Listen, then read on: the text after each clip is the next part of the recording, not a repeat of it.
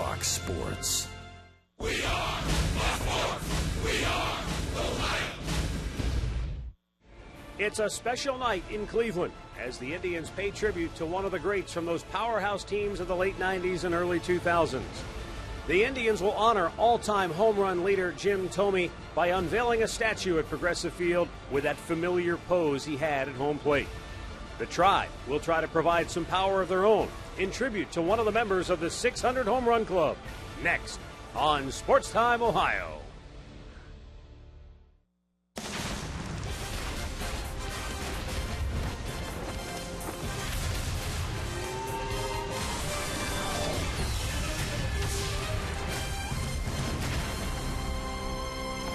Many years ago, the Indians erected a statue to commemorate the greatest pitcher in franchise history, Bob Feller. Today, they unveiled a statue to honor the most prolific home run hitter to ever wear an Indians uniform. The Jim Thome statue now stands in Heritage Park in center field. Hi again, everyone. Matt Underwood alongside Rick Manning. Ball game tonight, Indians and the Texas Rangers. And appropriate that we'll talk about a power-hitting left-handed hitter for the Indians right now, Lonnie Chisenhall, putting up some Thome-like numbers against the Texas Rangers this year. Boy, that's got to be his favorite team right now. Who can forget the game he had down in Texas where he had 5 hits. He hit 3 home runs. He had 9 RBIs. It will be a night he will never forget the rest of his life. It didn't end there. He brings it home and goes up last night, hits another home run. So he has hit 5 of his 10 home runs against the Texas Rangers this year. He has 12 hits. He has 14 RBIs. He can't wait to play against the Rangers. And the Indians looking to keep the mojo rolling here tonight against Texas as they try to take the first 2 in this 3-game series. What a night here at Progressive Field. It's already been filled with lots of thrills and chills with Jim Thome's statue being unveiled. Now it's time for baseball, and the play-by-play is coming up next.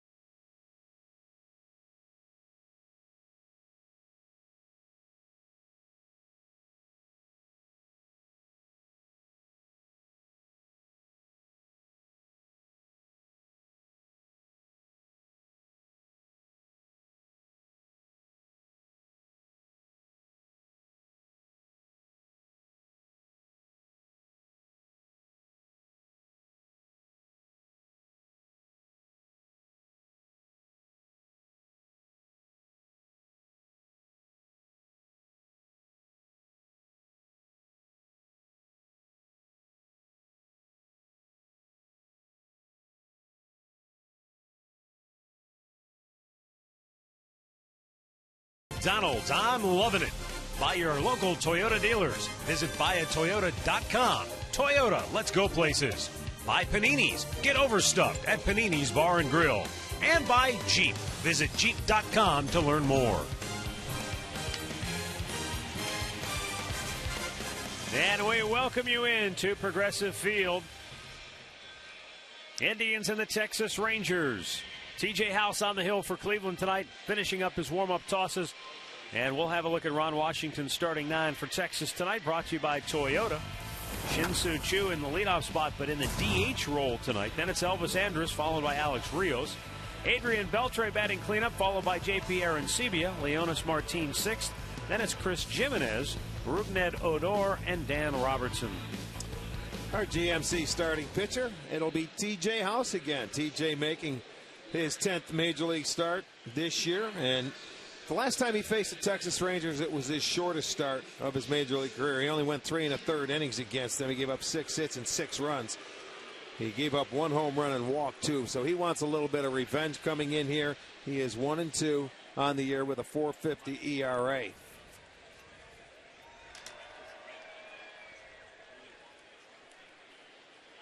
Choo ready to lead it off for Texas, 1 for 4 last night.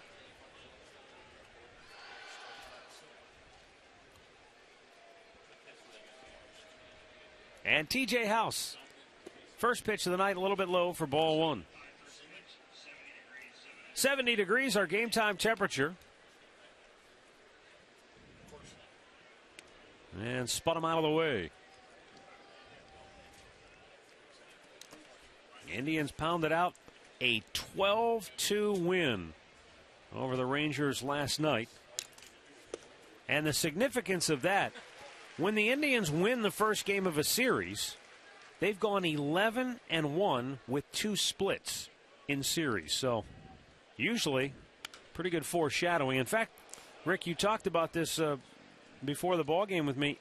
The last time the Indians lost a series, when they won game 1, was the first home series of the season against Minnesota. Yeah, and it bodes well for him, when you get that first game for whatever reason. Foul again by Choo, trying to take it the other way. And on the other side of that, with the Rangers, they have dropped the series opener and come back to win in the series just twice. And both times it has come at home, and that was early in the year. But you got their big boy pitcher tomorrow, so you want to get this one tonight. Choo rolls one towards second base. Kipnis has to go through the wickets, and he's aboard on an error to start the game.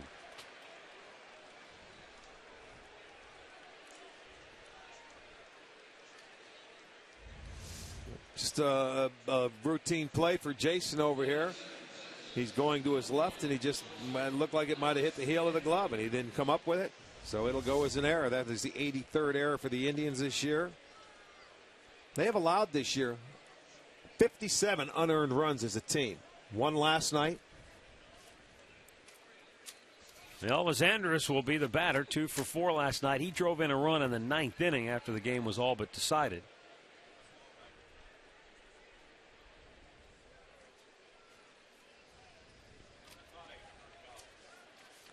Andrus has hit in every game that he has played here at Progressive Field.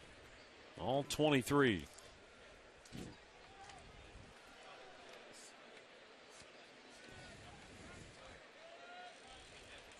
Choo's right there at 12. In for a strike. And our own Michael Brantley had 19 games hitting streak in this ballpark this year. Set a record? I don't know which one's tougher to keep going, when you're playing there on a regular basis or when you only come in once a year. Well, if you feel comfortable in your own ballpark, it's nice. And if you're like, let's put it this way, Elvis Andrus, who had that streak against the Indians, he likes to face him anytime he sees him, and it doesn't matter what ballpark. I don't know what to say. You just have to feel good every time you're facing the team if you're a visiting player. The 1-1 in the air to right field. And David Murphy will grab it for out number 1. Let's check our Kia Indians defense. Behind House tonight, it'll be Aviles gets a start in left field this evening. Brantley is in center. Murphy over in right. Chisenhall at third. Ramirez at short. Kipnis is at second. Santana at first. Perez doing the catching. Marvin Hudson calling the balls and strikes. Doug Eddings at first, Corey Blazer at second, crew chief Jim Joyce down at third.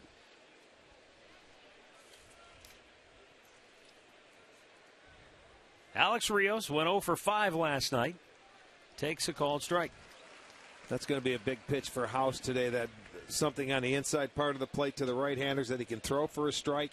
Righties are hitting .328 against him this year.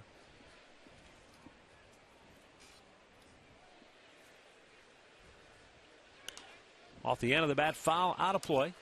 You know, he gives up his share of hits. But I'll tell you what, he bends it with runners on.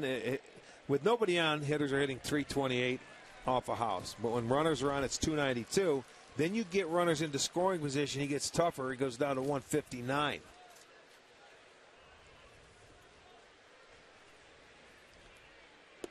Good pitch. Bullseye.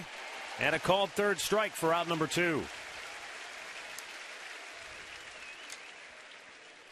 Let's bring in Katie Witham, who has more on the Indians' left-handed starter, TJ House. Matt, the Indians actually noticed in TJ's last start that his arm slot was about 2 inches lower, which then created a flat run on his sinker. That was the focus, getting his arm back on top coming into today's start. So watch for good depth on both the sinker and the slider. 2 inches. Well, it makes a difference. They say this is the game of inches.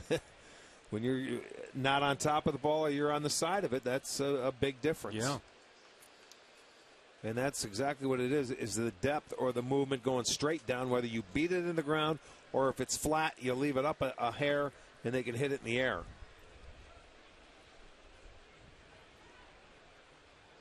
The 1-0 pitch.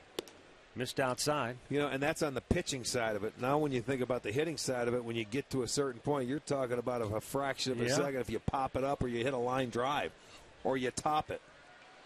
You're talking centimeters then, aren't you? Yeah, you're talking less than a half an inch. 2-0 pitch. Chopped up the middle. Kipnis fields it cleanly. Flips it over, and the inning is over. The error does no damage, and now the Indians are coming to bat.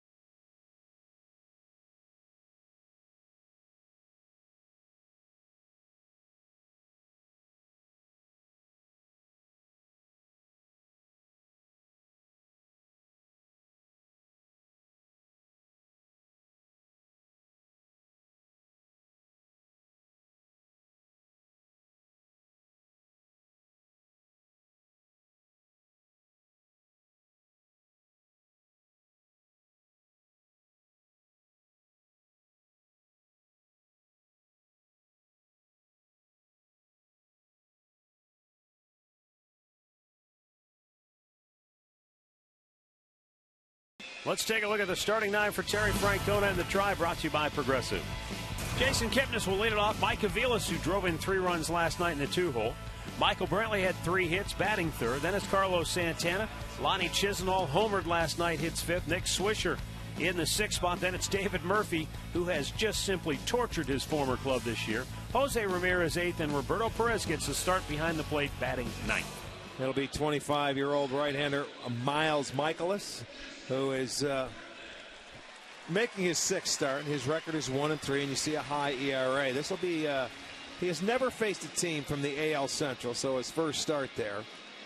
He has pitched better on the road than he has at home, and he started 2 games on the road. It's 1-0 and a .355. Let's check out the key of defense for the Rangers. Robertson in left, Martin in center, Rios in right, Beltre at third, Andrus at short, Odor at second, Arancibia at first, Jimenez behind the plate.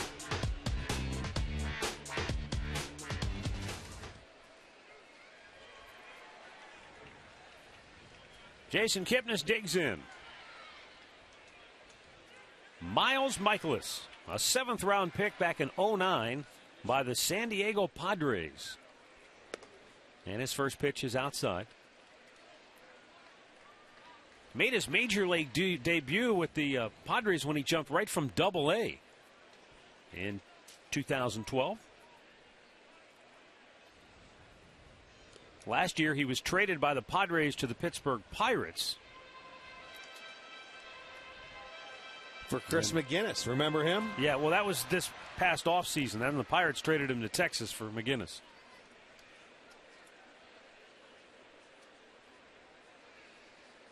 Got the call up earlier on July the 1st for the Rangers. And that's down low, 3-0.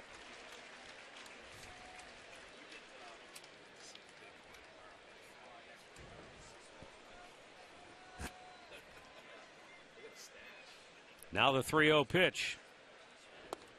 Man, that's in for a strike. Not much of a sample size to go on for Michaelis. I mean, 26 innings, 9 walks, 16 strikeouts. Right-handers are hitting him a lot better than left-handers. Righties 385, and what do we have? 2 righties, Aviles and Perez in the lineup today as far as he's going to face them.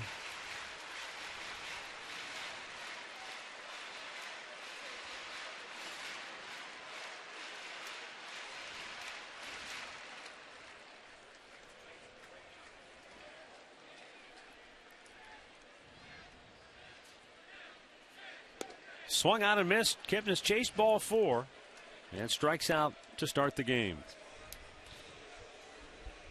Keys to the game brought to you by Wayside Furniture. Get the crowd in the game early. Another big crowd here, close to 30,000.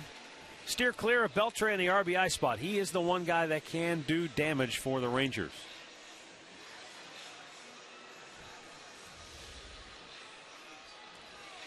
There's Mike Aviles, 2 for 4 last night, drove in 3.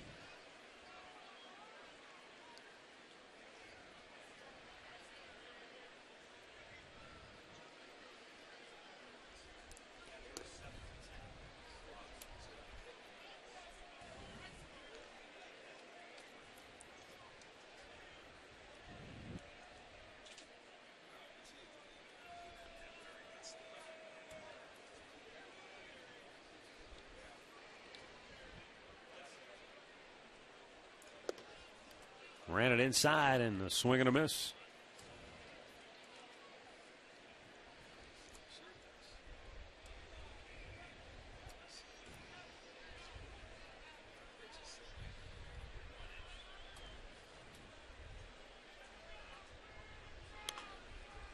Fouled up the first base side. When Michaelis made his debut for the Padres against the Marlins, he gave up a solo homer to the first man he faced, Giancarlo Stanton. Oh. Then he walked the next guy, retired the next 3 in a row, striking out both John Buck and Jose Reyes. He said afterwards, it could have went better. It could have went worse.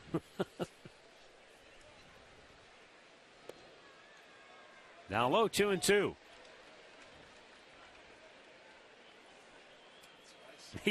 He said after he gave up the home run to Stanton, right after he hit it, I said, well, there it is. Welcome to the big leagues. Got to get outs now. Well, that's okay. That guy has hit a lot of them off other people, too. Aviles pops one to center. Martin settles under it. 2 down. Boy, last night, Michael Brantley, 3 more knocks. Our great clip of the game.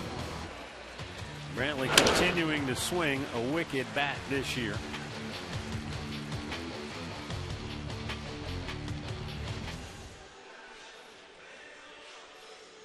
Fourth in batting average. Hitting .320 on the year. Against right-handed pitching, he's batting .350, and that's 3rd best. That was his 11th 3-hit game last night. He loves to get those multiple hit games. He has had 2 times this year, 5 consecutive multi-hit games? I think once in May, around there when we were around in Boston, and he has done it. Well, you know, he and Robinson Cano are right up there among the league leaders in hitting. What do we have the stat on Cano the other night? 40 of the 80 games he's hit in have been multi-hit games. Right. They get one, and then you want more. Yeah. And as good hitters, then you get that other one, and you want more. They're not satisfied.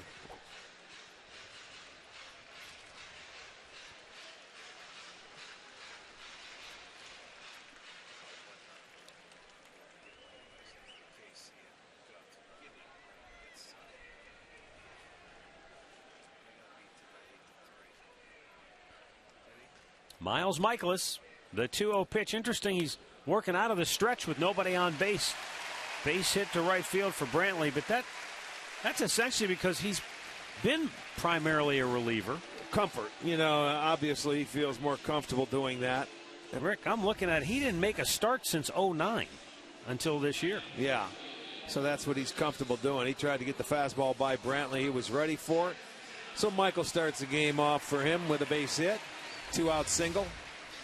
But here are the Rangers looking for starting pitching, so they're looking for some guys, trying to see if they can fill some holes. These guys. Jerome Williams last night was only his 2nd start of the year. You know, they extended the major league lead for players. 54 players they've used and 33 pitchers to this point. They still have 14 guys on the disabled list. It's just been a mash unit for them this year. You cannot talk enough about how many guys they go through. That's why everybody is getting a shot. Well, tomorrow we'll see their ace in Yu Darvish, and if I'm not mistaken, he doesn't have a windup either. I think he pitches out of the stretch.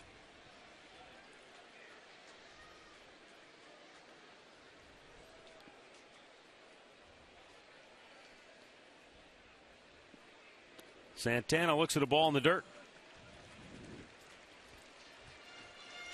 This is where Michaelis gets, when you have runners on. With nobody on, guys are hitting 230 off them. When runners get on, it's 420.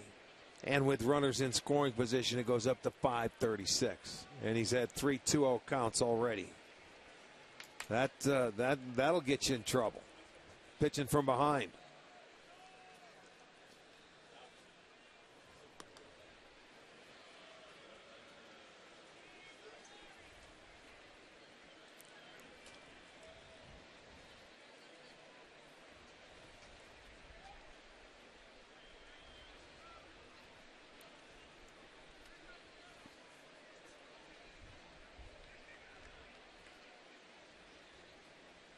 Santana waiting the 2-0. Hard hit ground ball, but with the shift on, Odor from the outfield grass throws him out, and the inning is over. No runs ahead, a man left. No score after 1.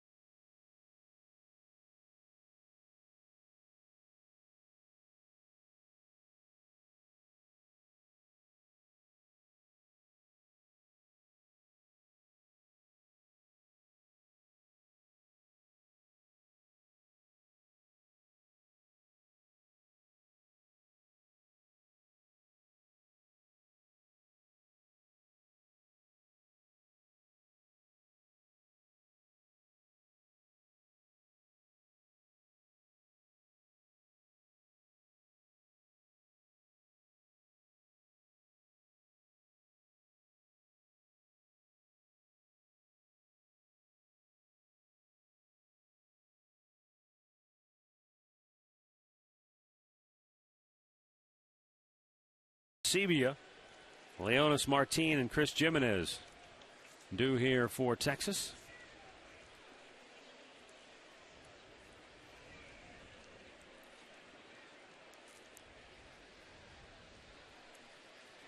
Aaron Sebia takes ball one outside.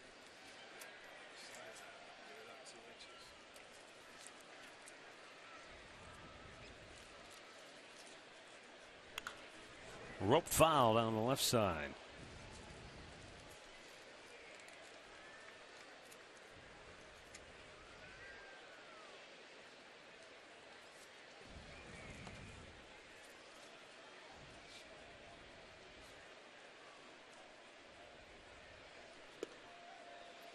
Throw right by him that time, 1-2. Aaron Sebia takes that cut like it's all or nothing. He tries to go for the downs every time.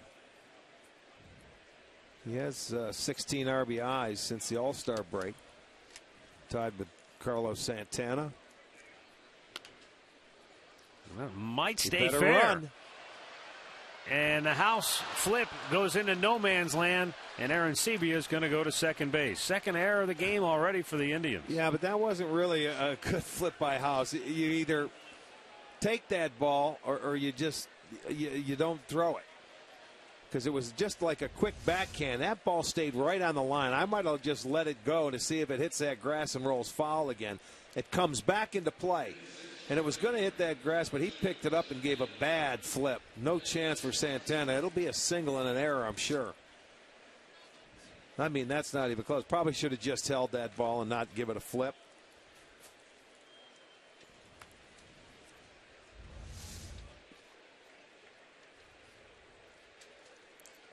So already the second error. And that went foul. Right away, the call made by Marvin Hudson, the home plate umpire.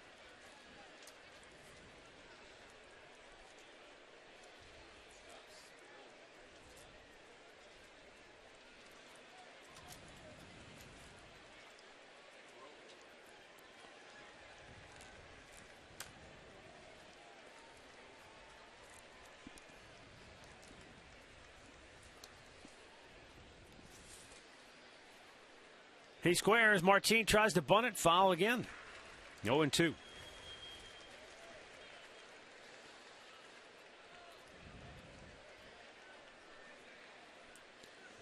Ron Washington would love to try and grab an early lead after his team was clobbered last night, 12-2.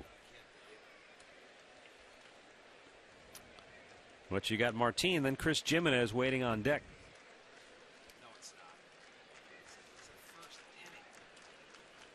0-2. Got a piece of it, but it's foul. Hit him in the box.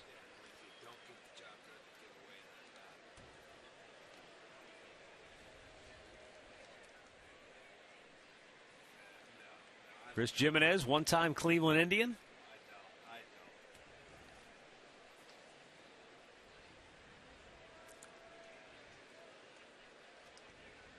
House with a two-strike pitch and couldn't get him to bite. You know, the Indians have been playing solid defense since the All-Star break. That's their first two-error game since July 8th. That was against the Yankees. They had 3 in a game. Kipnis had a bobble in the first, but it didn't cost him. This one could be a little difficult to overcome. Essentially, it works out like a leadoff double when you take the – and the worst part of it is it's a ball that went about 45 feet. Well, that's a lot of times the ones you mess up. The simple ones, the ones you think you should – the plays that should be made.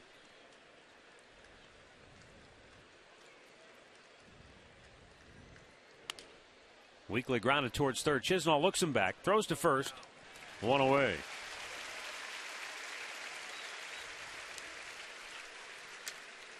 Well, RBI Baseball is back with all 30 MLB teams and 2014 players. You get the retro 2-button style game. You've been missing, visit RBI.com for more details, or you can download today on your console and mobile device. Now up comes Chris Jimenez.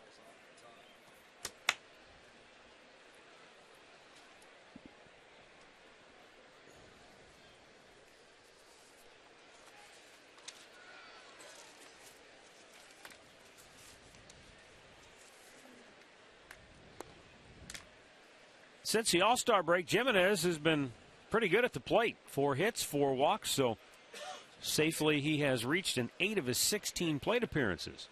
But last 19 games overall, hitting 182. Swung on and missed.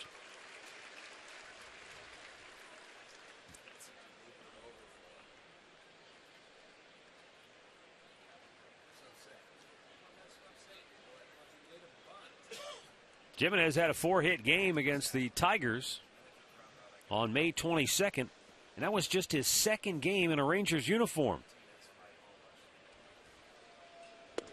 And the last Ranger to have a 4-hit game within his first 2 games with the ball club was Danny Thompson back in 1976, and he did it against Detroit. Do you remember Danny Thompson? I can't say I do. Okay. Do you? Yeah, I do.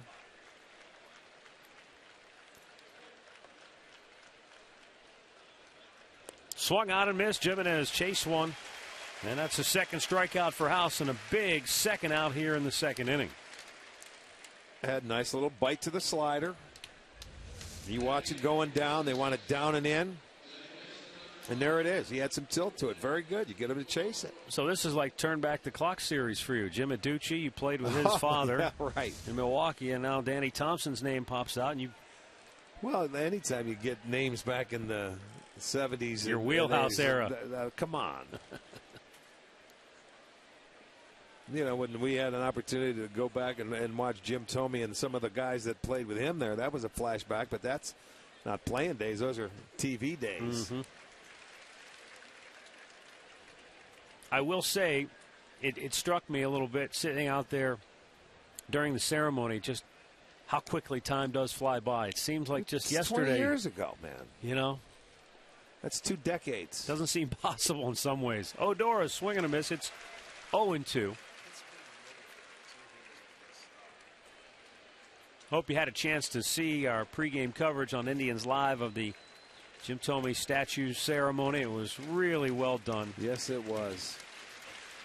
A few unexpected twists and turns along the way as well. Jimmy announcing that he signed an honorary 1-day contract so that he could fulfill his dream and retire as an Indian. And then just before the game, after he officially did that, Jason Giambi walked to the field and gave up his number 25. That gives you an idea of the respect and admiration he has among his peers. Not only those of us who covered him, not only the thousands, hundreds of thousands, millions of fans who watched him over the years, but the guys who played against him between the lines. Definitely the respect that that you know he deserves after playing for 22 years in the big leagues. The 1-2. Weekly tap by House. Ramirez will have to hurry. Got him. A bang-bang play. It's going to bring out Texas manager Ron Washington again. He was out 3 times yesterday. He had 2 calls overturned, and he might go back to the replay here as well. He's going to look into the dugout. It was bang-bang. Terrific job by Ramirez. He knew he didn't have much time. No, because he had to wait back on it, but he got rid of it quickly. And I don't think he's going to challenge it. Wow, I don't know. Let's see if he holds on. No, he's not. So no challenge to be offered by Ron Washington. That's almost the exact same play as yesterday in the first inning. A dead-on tie. No replay, no challenge, no score, middle of the second.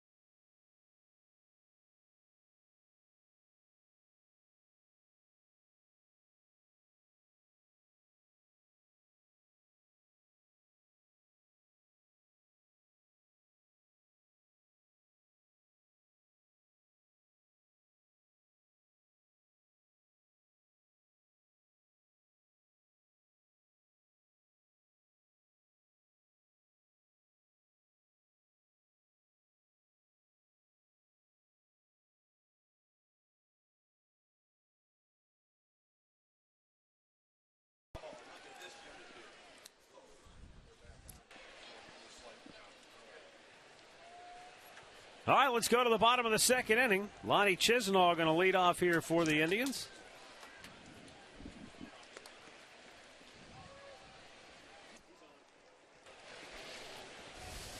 Chisenhall, 2 for 5 last night with a home run.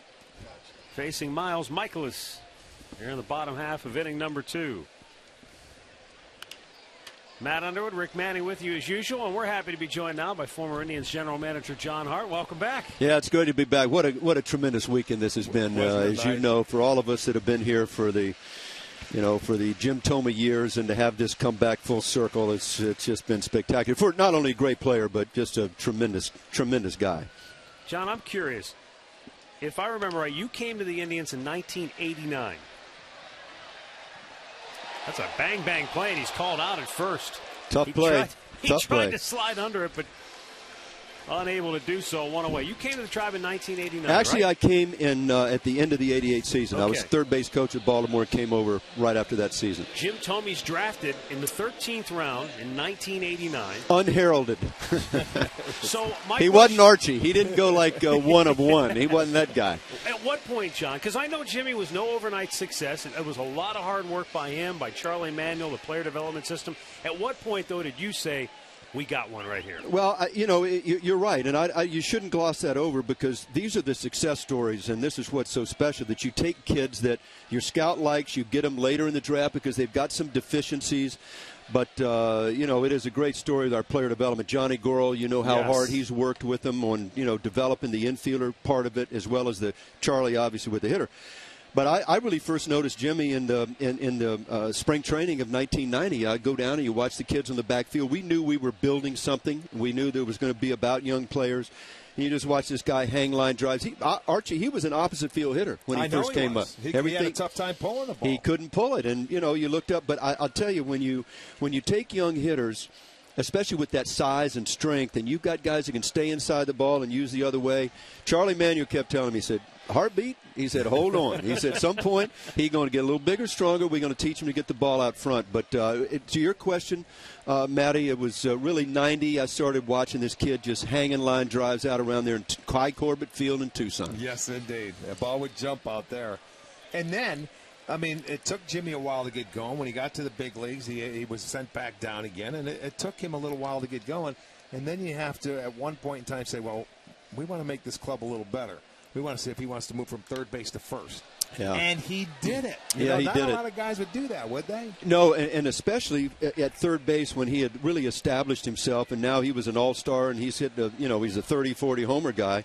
To move across to a position where there's a lot of meat. Right. But I remember the conversation well. I called Jimmy in, and I said, look, we've got a chance to make a deal to improve our club. We were Albert was leaving that year, and we had a chance to get Matt Williams. And it was not – it didn't take 10 seconds. It wasn't like, well, let me think about it. Let me call my agent. Let me – Jimmy was like, if it's going to make us better, I'll go across the diamond, and here we go. And, it was a move I think we all saw. Anybody that watched the club, you probably saw this kid was going to outgrow third base and that his offense was going to play at first. Right. But he didn't blink, and, he turned himself into a good first baseman as well.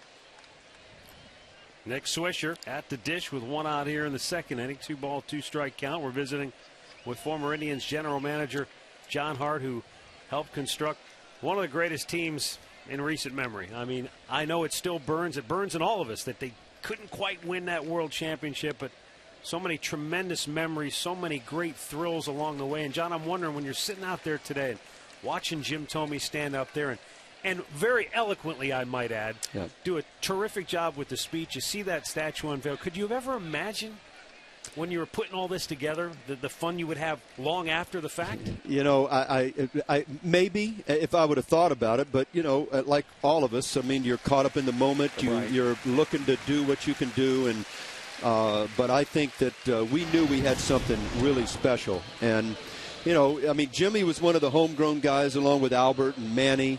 But you also look at, the Omar Vizquels and the Kenny Lofton's that we were able to make trades for, Sandy Alomar, guys that came over here and got their first crack in the big leagues, but they all came together. And we knew we had something really special. If we could figure out the rotation and we could get some bullpen help, that this offense was going to be spectacular. And, the other thing people don't really understand, and people talk about this club being, it was a big offense, a versatile offense, but we caught the ball very well. I mean, we were strong up the middle with Lofton when we ended up getting, even with Baerga there, but with Omar and Sandy behind the plate, we really caught the ball. Great third baseman with Matt Williams, Travis Fryman. It was it was a complete ball club. And anytime they did make an error, they got upset and hit a 3-run homer to get it back. It didn't take them long to do that either. I'll tell you, we always tried to build as good a bullpen as we could because we could hold a lead, or if we were 2 down in the 6th or 7th and we could hold it, we're coming back. We're coming back on. Well, what's baseball going to now? Power arms out of the bullpen. The more you have, the better you are. It really is, and I think that's the biggest thing you see in today's game. And you look at the averages going down. I mean, look, I'm watching this thing all the time, and you look at, where's the offense in the game? A lot of it is the fact that you've got guys from the 6th, 7th, 8th inning. Everybody's throwing 95. Everybody's got a split. They've got some filthy, slider. I mean, you all see it every night, and you're going, boy, that's not easy when you get late.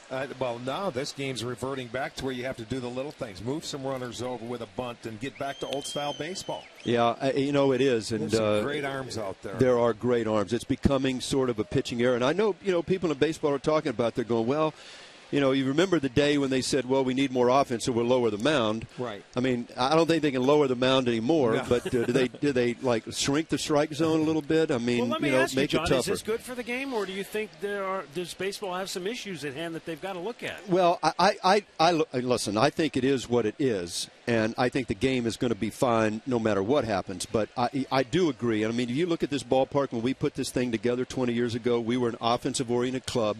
You look at the park. If you can hit the ball out of the ballpark, but it's fair. It's a fair park. It is built for, if you got power, it'll play for the power. It's not Miami. It's not San Diego. But if you also have a club that can, has to play the little game, it's built for that as well. So, I listen. I don't have the answers. I'm just I'm a humble GM, and I don't know the answer. But I do know this, that when I look up tonight, this is a little closer. When I look at the crowds that are here, it's a little closer to what we were used to for that, those 5-6 years in Cleveland. Is it fun for you to come back and see how well the park has maintained itself and how it still holds its head among any other new park? And this was one of the first new parks that was out there. Now everybody's got a new park, and yet this one, at least for me, it doesn't hold second candle to anybody. No, I think it's the best. I kind of, the only other one that I really like in the same arena with this one is the one in Pittsburgh, where they've got the little Very bit nice of view down there. It's a beautiful ballpark. But, when this one opened, and I think this is the thing, we had 7-8 years of, horns honking. It was like it was like a college football atmosphere. Yes, it was. And so I mean, looking at this, and it's a downtown ballpark, beautiful view. It has held up well, and I know the effort that Dick Jacobs and that group put into making this right. How much behind the scenes work went into it, and it is to answer your question. It is up. It has held the test of time for sure. Well, I call that era or that generation just the perfect storm, because it couldn't have happened any better. You couldn't have scripted it out. I mean, a Hollywood movie couldn't have been, written to come out any better than what it was. All right, we're going to continue a little bit more with John Hart for the next half inning. Right now, though, we are scoreless through 2.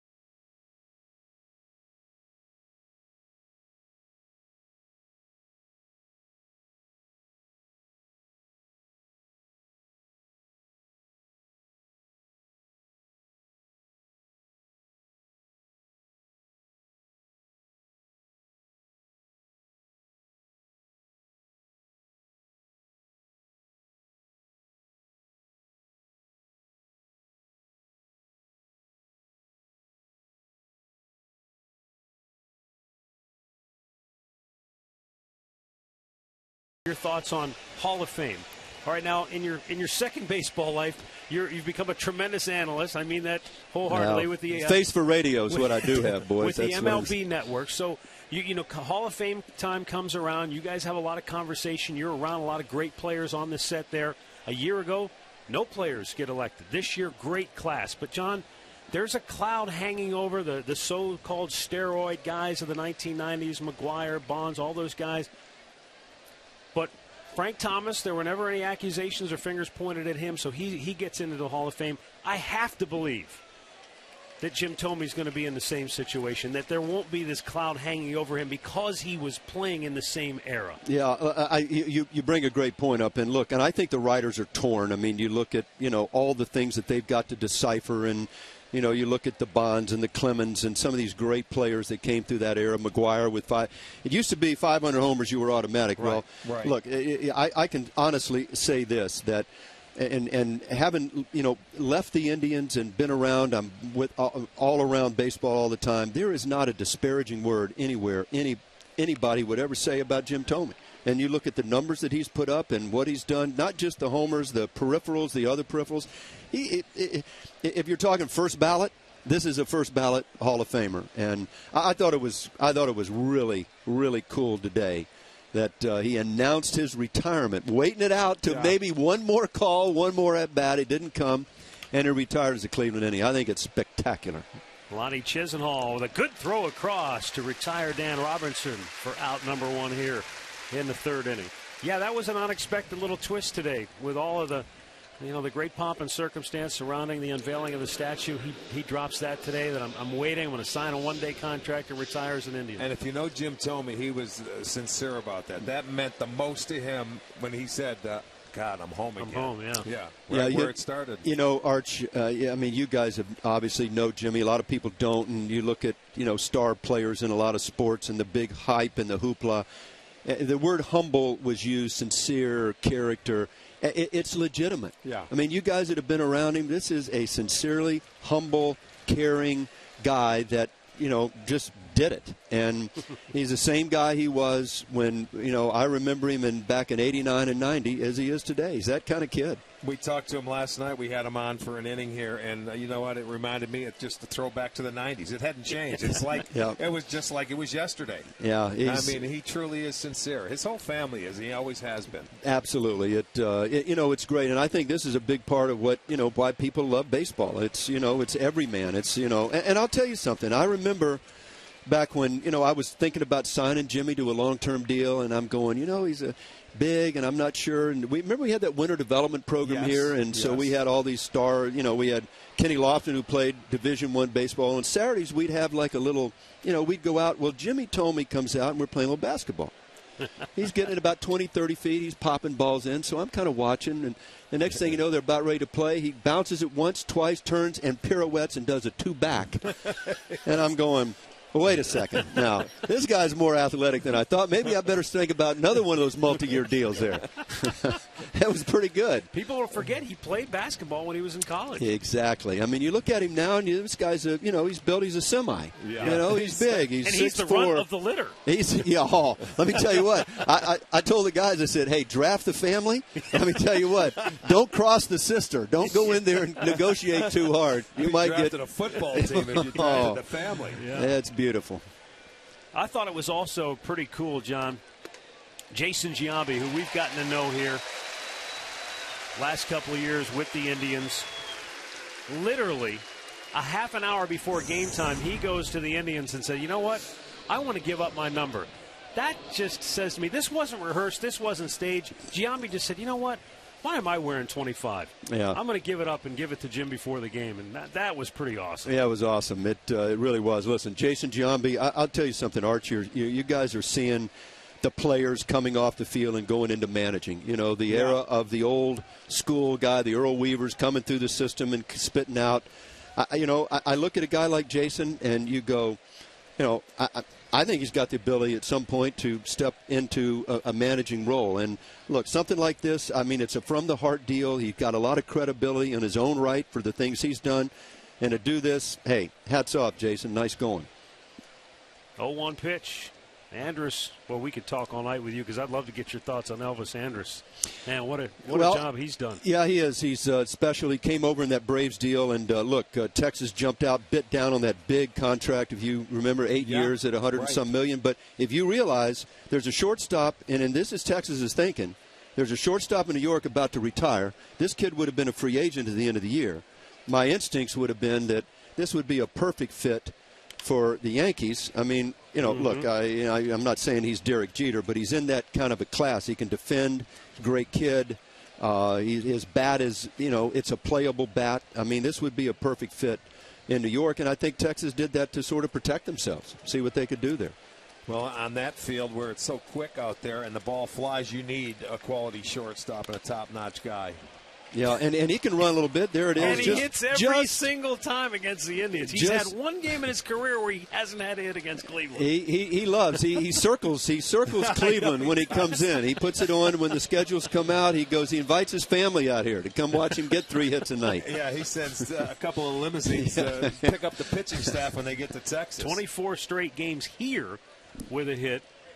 And, of course, the Indians finally held him without a hit in a game earlier this year in Texas. That was the only game he hasn't had a hit against the Tribe in his young career. Now Alex Rios with 2 down and a runner at first. Yeah, Texas club has really been bit with the injury bug, but I think they're a club that, like a lot of them, you saw a lot of the deals at the deadline where you saw more major league players coming back. Yeah. You look at Boston saying, okay, if we trade these guys, we want major league players back. And you look at a club like Texas with all the injuries. Prince has been out. They've missed their whole rotation. And 53 players already. And so I think this is a club that's going to reload. They've got some the little economic engine going down there. I think they'll bounce back and, be a player this year. I said this to Rick the other night, John. I don't think Charlie Manuel ever got enough credit. His first year as skipper, you guys went through 55 players that year, 32 pitchers, and you were still in it up to the last day of the season. Yeah, we did, and I remember that was the year. I mean, look, you hate to do it, but I was a year that I traded Richie Sexson to go try to get some reinforcements in. I ended up getting traded to Milwaukee, got Steve Woodard over there, got Bob Wickman, right. And said, look, we've got all these injuries. Let's try to at least give ourselves a run at it. And we came down to the last day, and we needed somebody to win out on the West Coast, and they didn't, and we went home, but we went right to the wire. I do remember that one. You know what? I want to say, I think it was Texas. We needed Texas to beat Oakland, and they couldn't do it on the last day of the season. It was something out there on the West Coast, and we kind of hung around, and it was kind of the end of that run there. But hey, we bounced back the next year. Manny left. It was a tough gig to lose Manny, but we signed Juan Gonzalez, and we ended up having a very good team in Charlie's second year there in 2001, and. We ended up losing in 5 to Seattle, and Charlie and I still talk about it. That was the year C.C. Sabathia came up, and we threw him Game 3 where we should have thrown him in Game 2 so he could have gone 2-5, and that didn't work. I said, Charlie, come on, what are you thinking about here, son? Come on. I don't know how much you've been able to watch the Indians this year. A lot. Boy, Michael Brantley's having a special year in center field, and Corey Kluber's setting a lot of people on their ear from the pitcher's mouth. Yeah, I know on the network, I mean, obviously I follow. I love the Indians. Obviously it's home for me, but Corey Kluber has been a tremendous story. I mean, watching this guy develop into a front of the rotation guy. He's got finish on his fastball, got the breaker, he pounds the strike zone. You always are looking for that guy that can lead a rotation. He's got the kind of stuff. And Michael Brantley over the last 2 or 3 years, he's been one of my favorite players watching this guy. He plays the game the right way. Yeah. He can play any outfield position. He's a hitter. He's got a little more power than maybe I think was projected, but special guy. To third, Chisenhall stumbles a bit, regains his momentum, and throws out Rios to end the inning. John, great catching up with you. Thanks for stopping by. Appreciate it. Loved it, guys. Matty, Arch, former loved Tribe it. General Manager John Hart. No score here. Middle of the third.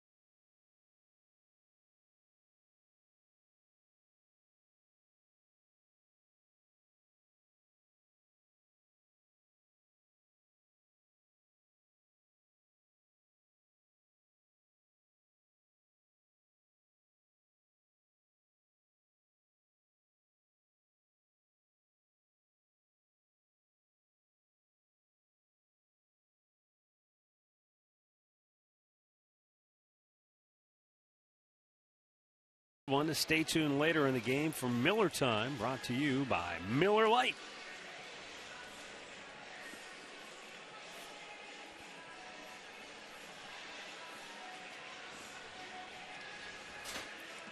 Boy, there's no question that John Hart still has a great passion for the game of baseball, isn't it? Well, once it's in your blood, it never leaves. And he still has a lot of passion for this town and this team and this organization. No question about it. Roberto Perez going to lead off the bottom of the third.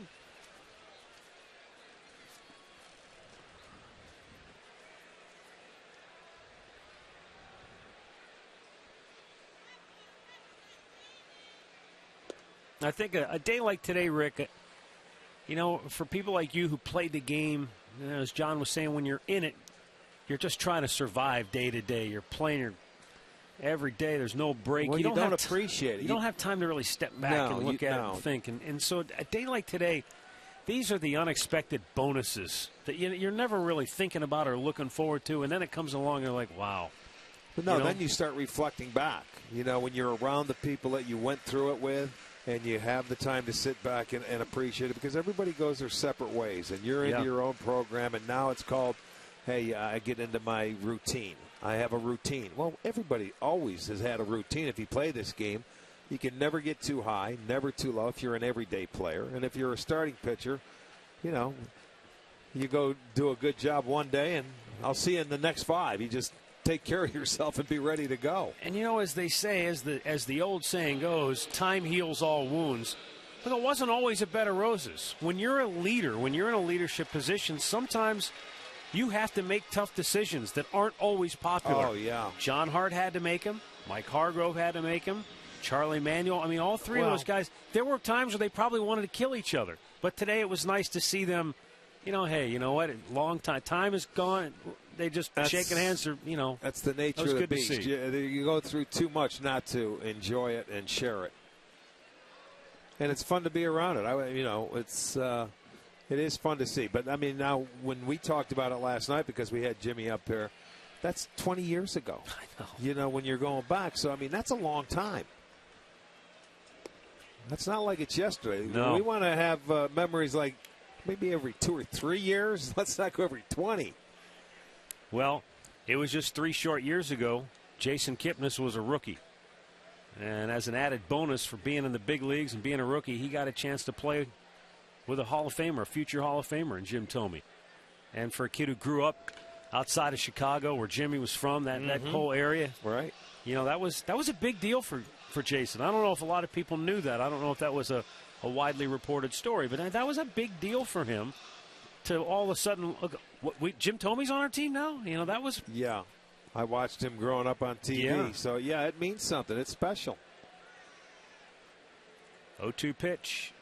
Swing and a miss. Here's Jason Kipnis, our Hear Right Audiology Sounds of the Game on his memories of playing with Jim Thome.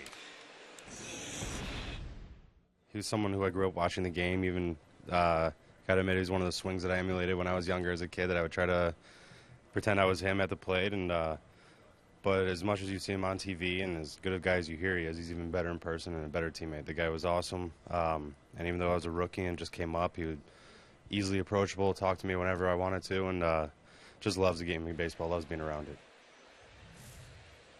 Now here's Mike Aviles. Takes a strike. I tell you what, Miles Michaelis. He's settling in, is finding his rhythm here. Yes. He has struck out 3 straight. Now, one of the scouting reports, I know you said the numbers, right-handers were wearing him out. But early in his career, they said he was really devastating against right-handed hitters. And he is putting on a show so far here tonight. Only 1 hit allowed through 3 innings, and he breezes through the third on just 9 pitches.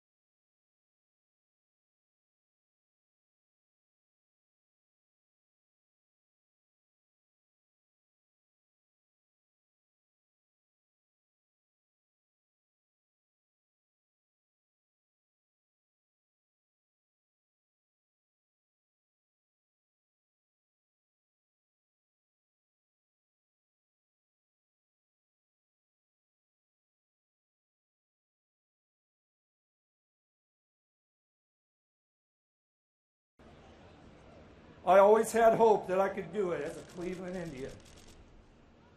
This afternoon, I signed an honorary one-day contract so that I could make a dream come true.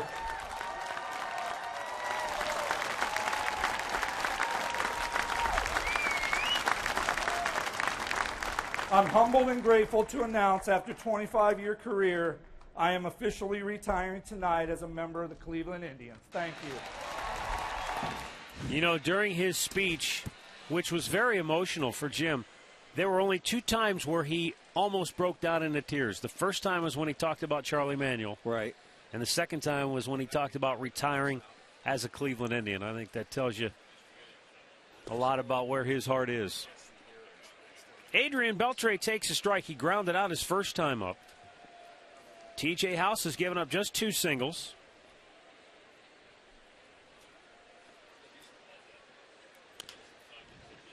Up the middle, Kipnis cuts to the shortstop side of the bag and makes the play.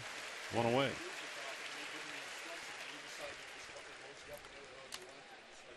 You can tweet your photos to us using the hashtag STOFanPhoto for a chance to have one of your pictures shown during our telecast. It's all courtesy of AT&T. Up comes J.P. Arancibia. Arancibia has one of the 2 hits allowed by House, and it was just a little dribbler up the first baseline that started in foul territory, and then it spun back fair. T.J. House ran over to try to field it and throw him out, and he flipped it over the head of Santana. Well, yeah, way over the head. Arancibia wound up at second base to lead off the second inning. But House, like you said, Rick, the bend but don't break mentality, he was able to bear down and get out of the inning. Fouled back, it's 0-2.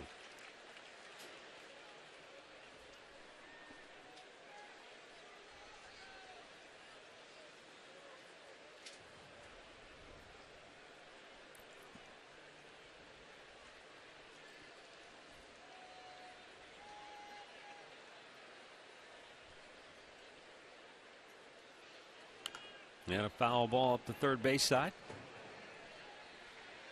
Almost got Katie. See, she's down there she's texting. Not even paying attention. I mean, watch the game. Mean, seriously. Who's she texting? Oh, I'm going to be texting Murph. Doubt it. He's making dinner reservations for after the game. It's up high, 1 ball, 2 strikes.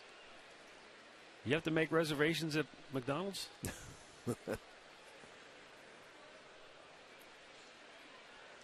I think we're going to be getting a text real soon. Here's the 1-2. And it won't be friendly. It'll only be a couple words.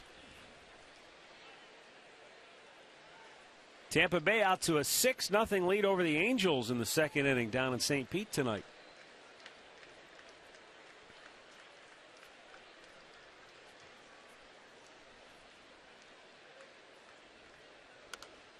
Another foul ball by Arancibia. Boy, House can't get one by him.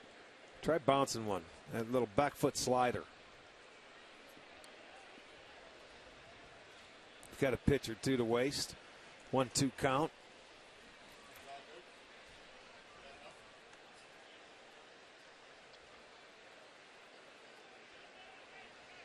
No 1-2 pitch. Breaking ball misses up high.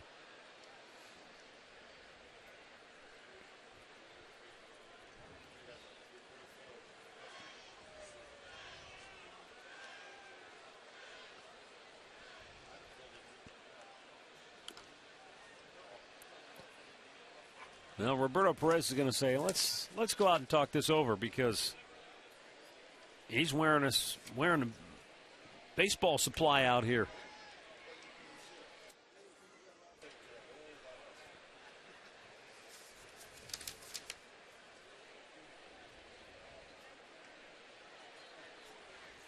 They've got a couple. Jack Efta's always got them on hand down there. Oh yeah, and then when you need more, they're waiting down in the umpire's room, ready to go. There are times where he said they have gone through about, I think on a busy day, 10 dozen baseballs, because as you know now, any ball that skips into the dirt, they flip it out. Payoff pitch. Popped him straight up. Is it playable? Perez back to the screen. No, can't get to it. That ball had to be a foot inside. It almost looked like it was going to hit him, and he was able to get the bat head out in front. I mean, watch this. This is like a golf club.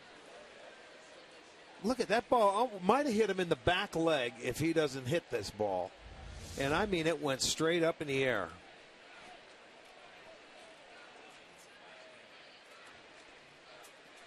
Payoff pitch. Fouled back. Boy, you said 10 dozen baseballs, and it reminded me of a story I read the other day. Guy who gave up George Brett's 3,000th hit, Tim Fortuno. Tim Fortuna, yeah. He was traded by the Angels to the Brewers for cash and 12 dozen baseballs. Okay, a game's worth, but not back then. No, he got one by him. TJ gets his 4th strikeout of the night. 2 down here in inning number 4. Well, it's a changeup. Instead of the slider, he takes something off, and watch Arancibia. He wants to hit this one out of the ballpark. He comes up empty. He had a pretty good at-bat, though, fouling off a lot of pitches. And then he gets him with the changeup. And 12 dozen baseball. Okay, so the Angels needed a lot of baseballs out there. I don't know.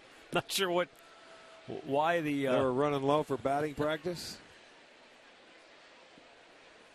Well, it is amazing how many baseballs they use nowadays, you know, and now when you see during batting practice and any time, ball boys, foul balls, give it to the fans, give it to the fans, give it. You weren't allowed to do that back in the day. You'd get fined if you flipped the ball into the seats. If it went into the seats as a foul ball, you could keep it. But now anything that's, you know, not nailed down is going into the seats. No, the ball boy's here, and we see it in every park. He'll take it out, go give it to a fan. Here you go. Let's see. There he is. He gives it to a fan. It's just the way it goes. He's trying to get a date tonight, though. That doesn't count.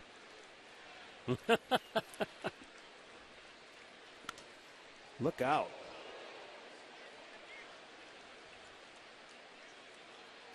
Okay, foul ball. Let's see if our guy flips it up into the seats. Oh, he put it. Yeah, there it goes to another kid over the dugout. Okay. Go home happy. Everybody gets a souvenir. Swung on and missed. He strikes out back-to-back hitters here in the 4th. 5 punch-outs for TJ House. No score, middle of the 4th.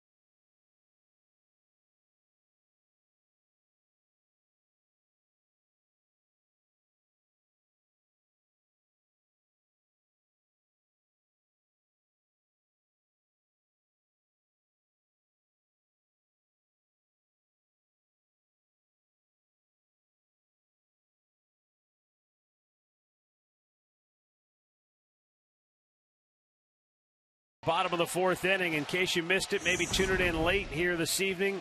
Before the ball game today, the Indians unveiled the statue of Jim Thome out in Heritage Park. Mike Hargrove spoke, as did Charlie Manuel, Mark Shapiro, and then Jimmy himself got up, gave a very emotional speech, and then pulled down the curtain. What a great statue. I mean, and then I thought it was great, too, that Jimmy said, that's the batting stance that Charlie Manuel taught him. Yeah. Sure was. And so now it's immortalized in part of Heritage Park. Jim, his wife Andrea, and their children on hand here, as well as Jim's dad, his brothers, his sister, some of his former teammates. Really classy move, too. Every member of the Indians ball club was out there, too, the current guys. All the guys in uniform were all out there attending as well. Here's Michael Brantley, a base hit his first time up.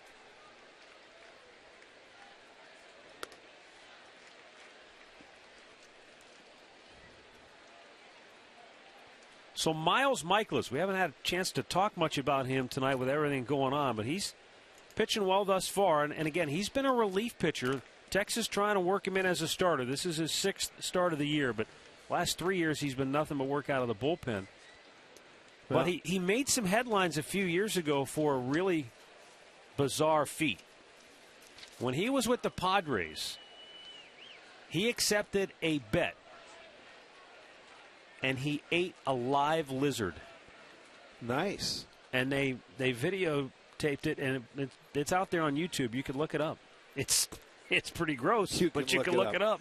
That's what I'm going to do later. So he's gone by the nickname now of the Lizard King. And he didn't just, it wasn't like swallowing a goldfish.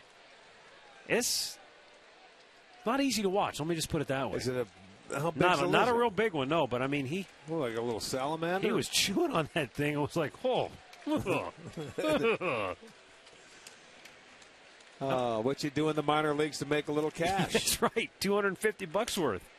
Brantley bloops one toward right center, dropping, and it is in for a hit. Diving attempt by Martin came up just short. And Michael Brantley, 2 for 2 tonight, already 5 hits in the series. He was robbed last night on a ball like that, except it went to left field and Aducci made the catch. Tonight, Martin coming in center field, and it's going to drop. So guess what? Another multi-hit game for Michael Brantley. Martin, a good effort. He was just a half a step off, and he was short. Rios going to back him up, and you can see he couldn't quite get there. So Indians with 2 hits, and Brantley has both of them. And up comes Carlos Santana. So Dr. Smooth, the only one to solve the Lizard King to this point. That's his new nickname. I did see that on television. You've seen the video then? Yes, I have. Rip foul. I'm not sure you could convince me to try it if it was deep fried and slathered in sauce, let alone trying to eat it. Yeah, you would. We could get it if it had a little sauce and deep fried for you. But it may take more money. Are you even allowed to do that? Well, you would know out there in Arizona. Are lizards protected? Gila monsters. Find them in the garage, right to the barbecue. Tony's got to try one. I think he's had a few.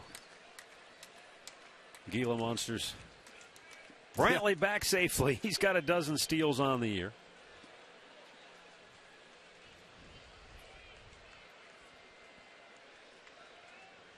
Oakland beat Kansas City earlier today, 8-3. Red Sox toppled the Yankees, I should say. Yankees beat the Red Sox 6-4. So New York they're hovering right around the same spot the Indians are. New York goes to 3 games over 500. Indians trying to get back to the 500 mark with a win tonight. Hit well, deep left. Back goes Robertson, still going back on the track. Oh, what a catch he just made. Brantley was at second. He's got to scamper all the way back to first. That was a tremendous grab by Robertson. I thought for sure that was extra bases for Santana. That's a big league catching out. You watch his route, Matt, and as he's going, that ball is slicing away, but he was right in stride. Looked like a wide receiver where he's going to stick his glove out right at the end, and then he knew the wall was getting close. He's not familiar with this ballpark. He came in late last night and played right field, but that's a great running catch, and it takes a base hit, a double, possibly an RBI away from Santana. Good catch.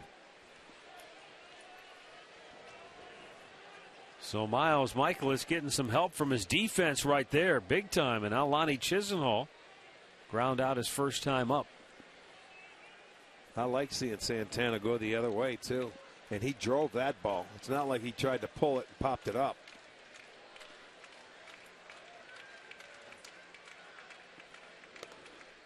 Up and away for ball one.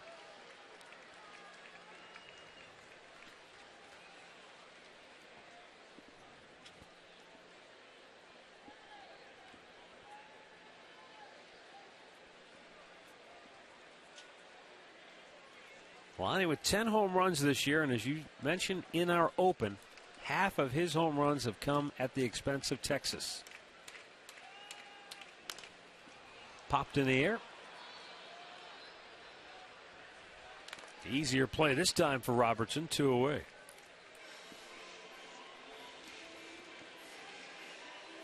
Let's go find Katie with him. See what she's up to right now.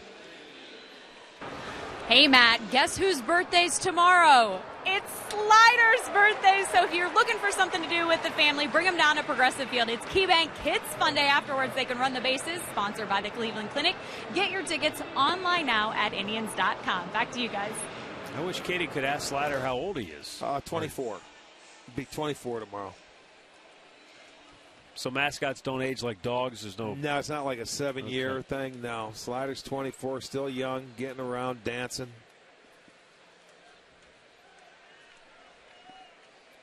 Nick Swisher drew a walk his first time up.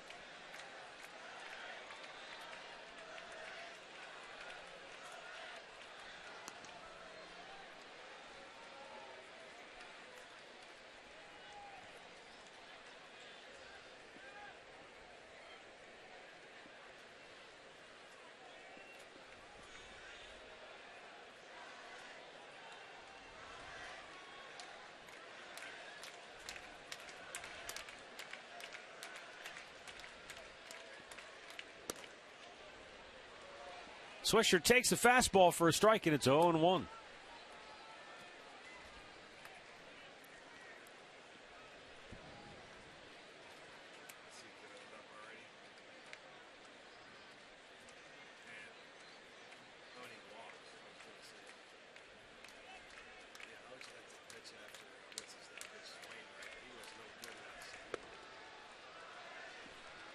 Now leaving it up, 1 ball, 1 strike. Well, Michaels, he's on 22 of 25 strikes. His last 25 pitches.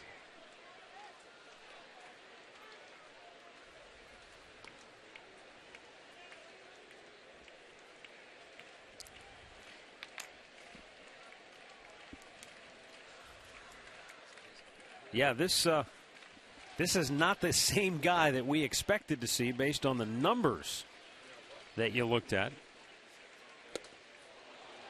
He's been able to change speeds effectively. Not an overpowering guy. No, you know what, though? You get a couple plays made behind you. He got on a little roll where he had 3 straight strikeouts, and now he's on the strike zone. So he's getting swings and misses. He's going through this lineup now for the second time. So the Indians are trying to make some adjustments against him. Santana drove a ball the other way.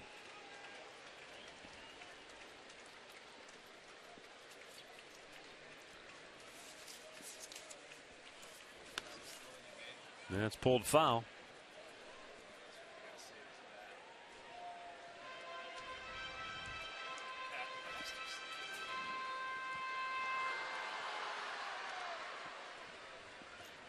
Michaelis did pitch 7 1/3 innings in New York against the Yankees. Left that game with a 4-2 lead and ended up with his first big league win.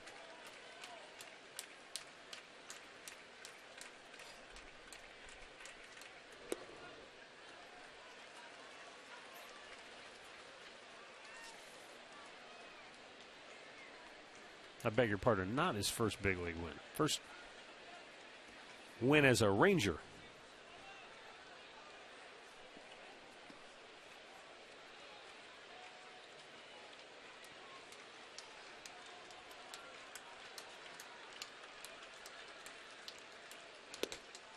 Swisher strikes out, and that's 5 Ks for Michaelis. No score through 4.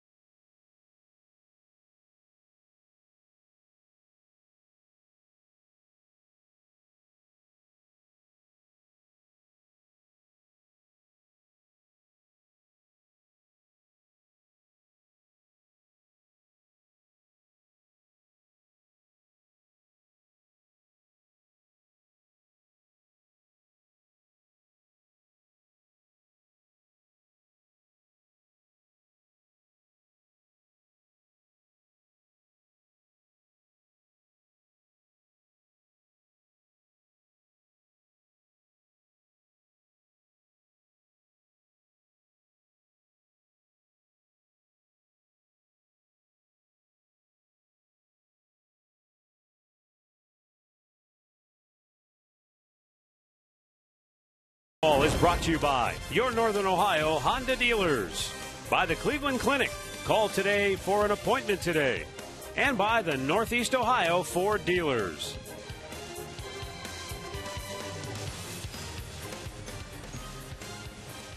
No score, 5th inning.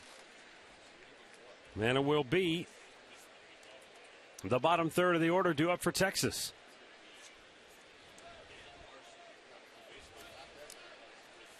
Each pitcher has struck out 5. Ground ball to third, big hop for Chisenhall. 1 away.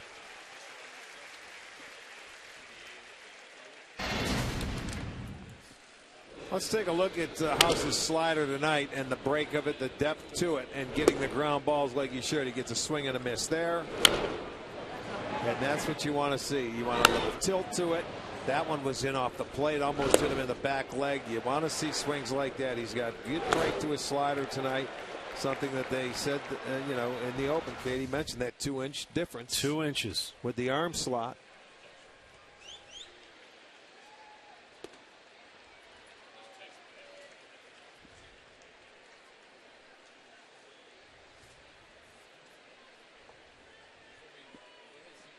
Rougned Odor grounded to short.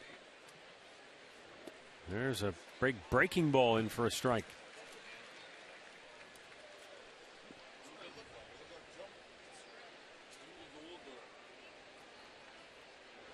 And he got him to chase that slider in the dirt. 2 down.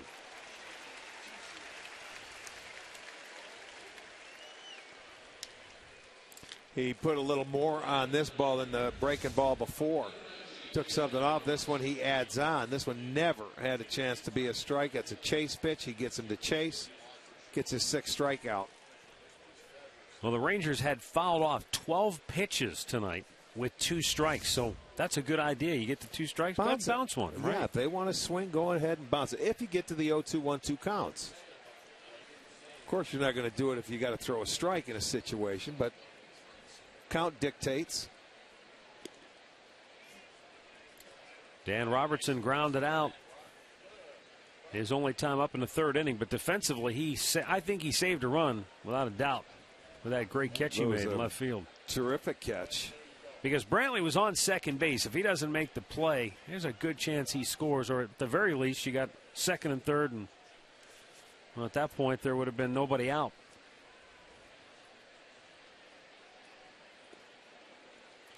Looked like maybe he was 2-0 going to offer, but send out a happy birthday wish to Dorothy Jurgens of Middleburg Heights, who is turning 94 today. Dorothy, happy birthday. Strike on the outside corner, so from 2-0 he comes right back to even it up.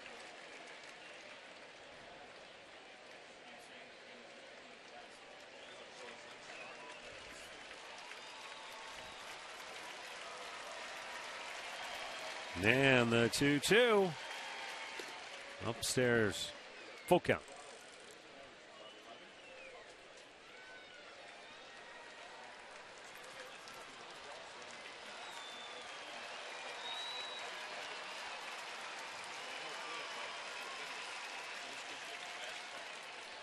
Just missed. And that's the first walk issued by House. It comes with 2 outs here in the 5th inning. Time now for a Mazda game break, and we'll send it back to the studios and Al Pulowski. Hey, Matt, Rick, tonight in St. Louis, Justin Masterson making his first appearance as a Cardinal. He got the start today and scored on this base hit by Colton Wong. He's 1 for 1 right now at the plate. 7-4 is the score, though. The Cardinals have the lead. It's the 4th inning. Matt? All right, thanks, Al.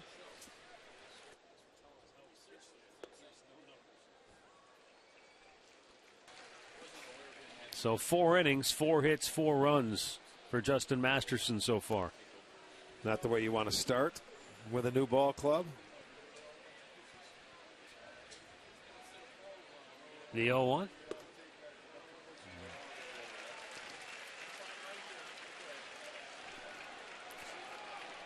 Chu arguing a little bit there with Marvin Hudson. You know what? You don't see that a lot. At least you never used to. With Chu, where, you know, he would very quietly. So he's thinking that's a ball. That's got to be at the top of the strike zone there.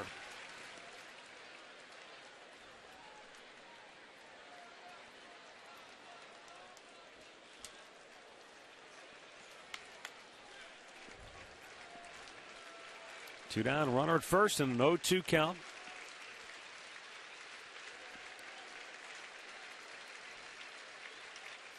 Swing and a miss. He strikes him out to end the inning. It's 7 strikeouts for T.J. House.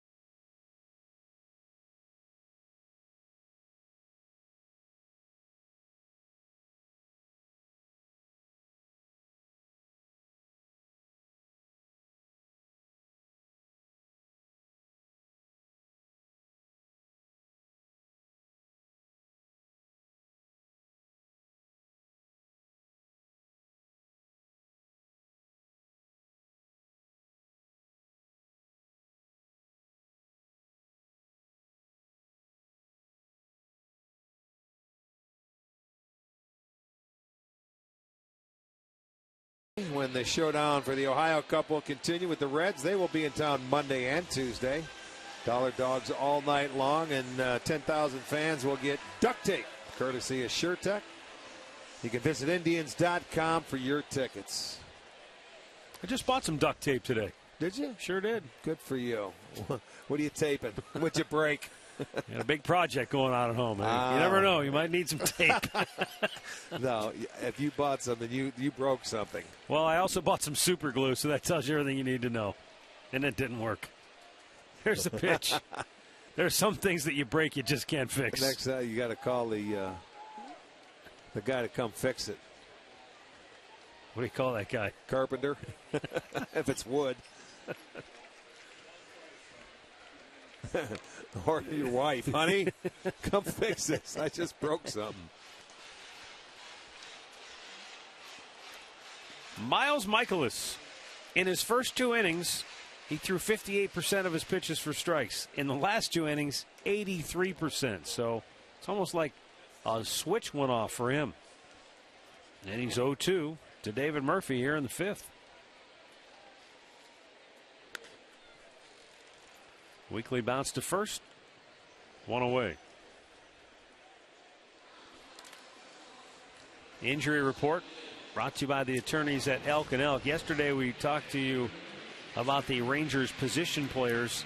Here are the pitchers that they have lost to the DL. And look at the guys on the 60-day. Derek Holland, Matt Harris, 2 key guys. Perez, who's thrown a couple shutouts already for him this year. And Alexia Gondo. So a lot of big arms lost for the Rangers this year. Jose Ramirez struck out his only time up.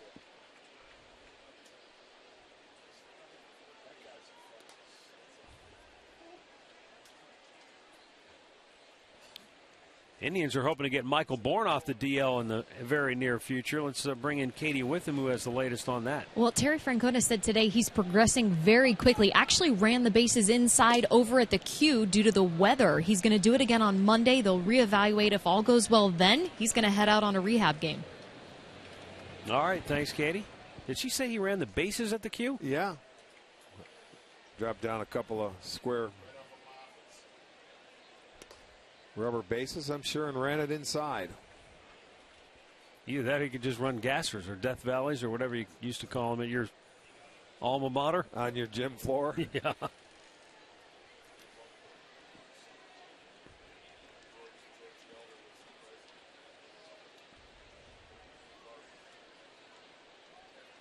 Two-one pitch. Man, it's 3-1.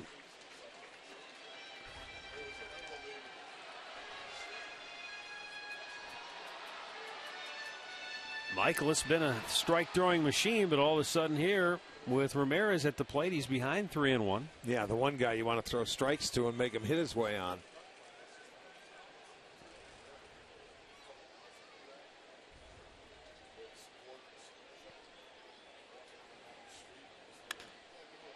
To center field, pretty well struck, but back goes Martin, and he's got it 2 down. You can always have the latest information on the Indians right at your fingertips. Follow Tribe reporter Joe Reedy from FoxSportsOhio.com on Twitter at Joe Reedy for the latest news and stories on your favorite team. Roberto Perez struck out his only time up back in the 3rd.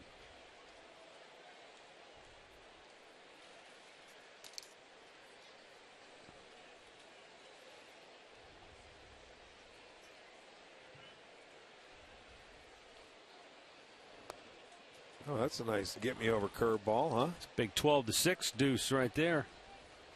Dropped in just to say hello.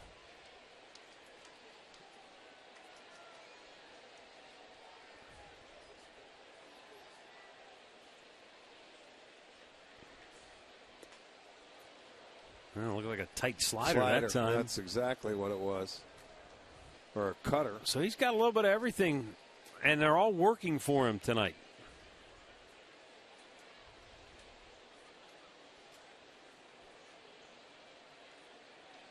It's like Mike Ditka the way he's working over that chewing gum. The 0-2. Another slider strikes him out. Indians go 1, 2, 3, and 6 in a row. Retired by Miles Michaelis. No score through 5.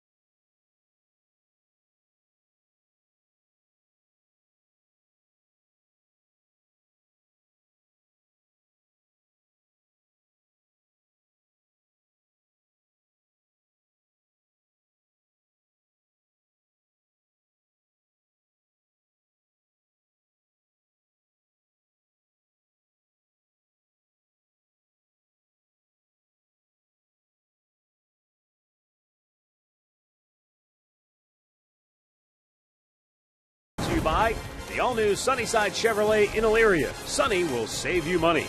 By Levin Mattress, located in all Levin furniture and freestanding locations.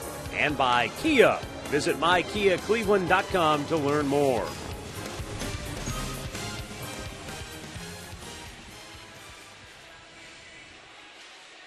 No score, 6th inning. Time now for our AT&T fan photo of the game. Remember, you can tweet your photos to us using the hashtag STOFanPhoto for a chance to have them shown during one of our telecasts. There's Josh Tomlin signing a jersey.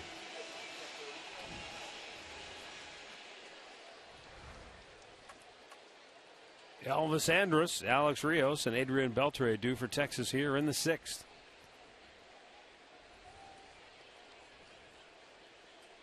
Andrus, a base hit up the middle his last time up. And TJ House finds the outside corner at the knees. Tell you, both these guys throwing strikes, and a lot of them.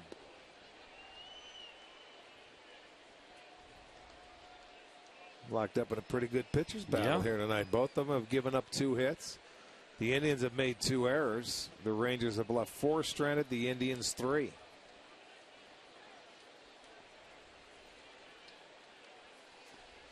We had that terrific duel between Corey Kluber and Felix Hernandez, one that you were kind of expecting, anticipating. This one kind of came out of nowhere tonight. That's always fun. But yeah, you know, how many times do you get the hyped up one that you're expecting? Fizzles? Yeah, and it sort of fizzles out. Not that one. No, that one was terrific.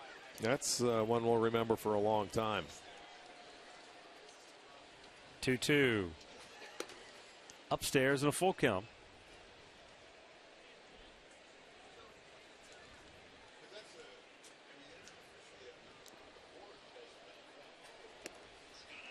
TJ House walks the leadoff man. If you joined us late, here's your in-game summary brought to you by Toyota. TJ House has given up a couple hits. He has struck out 7. His counterpart, Miles Michaelis, given up 2 hits. He has struck out 6.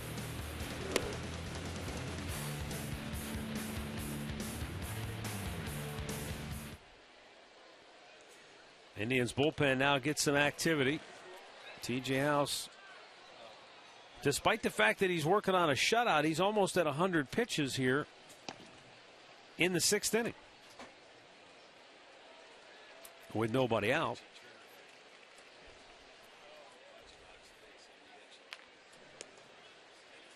Andrus has 21 steals on the year, so you're in that point of the game where if he feels like he can get a jump, I don't know if he's got a read on TJ House's move, but he's as good as it comes. He gets great reads off left-handers. He has been caught 10 times. That surprises me. And that's a nice slide step that he gets rid of the ball quickly. So Perez will have an opportunity if he continues to get rid of it that quickly. But Elvis Andrus is always a solid base stealer. He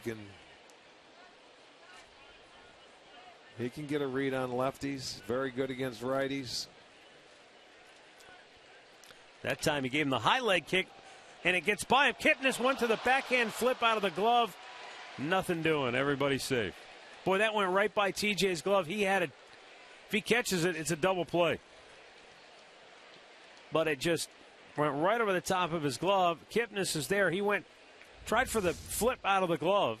Now it's going to go as a base hit. Now watch when he missed it. Watch when he flips it. It gets caught in the webbing. And that's what happens when, I don't know if he would have had time to give a flip with his hand. If he did, you're only going to get one. But he went for the double play. See where it gets caught in the webbing? Yeah. If it doesn't, and watch House. Boy, just underneath the glove. And are we going to stay with this? Watch it come out of Kipnis' glove and it gets caught in the webbing. We don't see it Locked there. out. But unfortunately, they had a chance to get one out. They get no outs. It goes as a base hit. Now that'll do it for House. So the Rangers threatening with nobody out here in the 6th. TJ House, his night's over. The Cleveland Clinic call to the bullpen. Scott Atchison's coming on when we come back.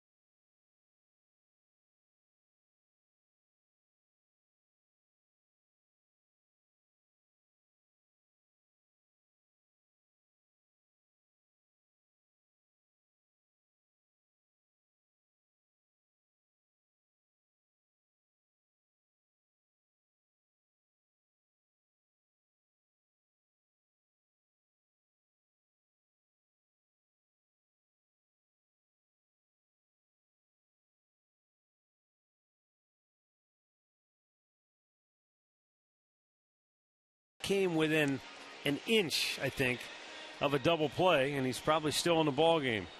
But that line drive went just under his glove, and now Texas has 2 on, nobody out. Adrian Beltre at the plate. And I think that's why Francona went to get Atchison. You've got their RBI guy, and in our keys we said be careful with this. Is the one RBI guy you got to be careful with on this team. And Beltre takes a strike. He's 0 for 2. He's grounded out twice, but that was against TJ House. Yeah, if you can get him to hit it on the ground, he is grounded into 12.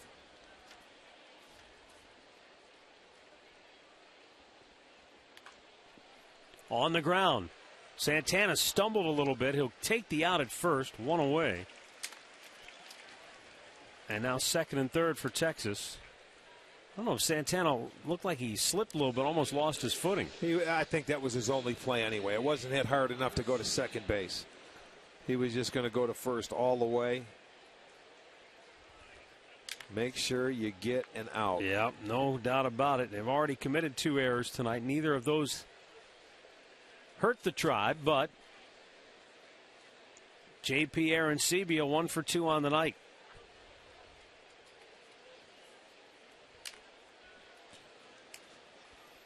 This is a guy that could be a strikeout victim.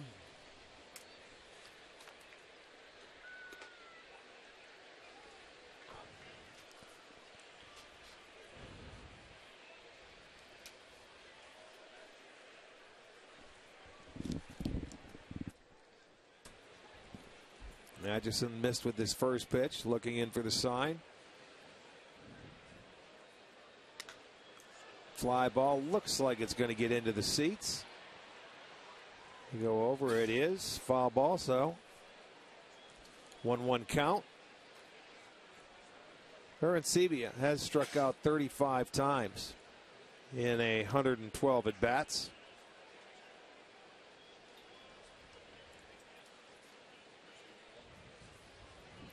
Still no score. Top half of the 6th inning.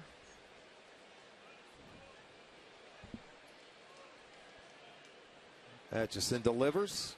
Fastball, ground ball to third. Chisenhall will come home. They have him in the rundown.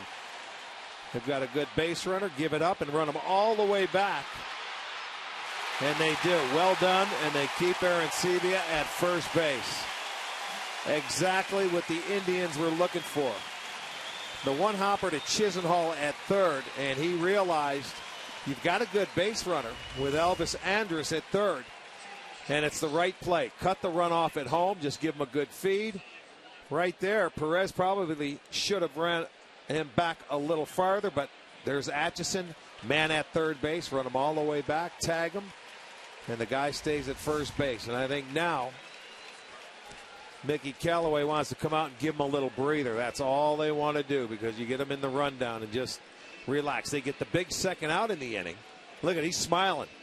Chisenhall smiling. Out comes Callaway. I want to see if it gives him any oxygen. Let's take another look at it. A different angle. There you get to see a better vantage point of it where Andrus comes in. He's trying to get himself in a rundown so everybody else can move up, what you're supposed to do. Arencibia wasn't hustling all the way, or he should have been on second. Rios went to third. But the big out that the Indians get is out number 2. Now a chance to get out of it and keep it a 0-0 ball game. Leonis Martin will be the hitter.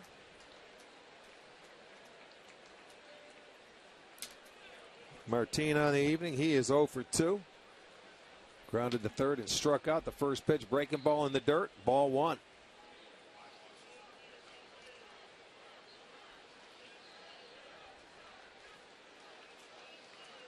Atchison having to come in and go through the middle part of this order with first and second and nobody out. The runners were responsible to TJ House. There's the breaking ball, just foul. Past the bag at first base. That'll even the count at 1-1. Let's take a look and see how close that was. Just down the line by a couple of feet. Little kick save down there. Again, 1st and 3rd, the 1-1 pitch from Atchison. He'll step off.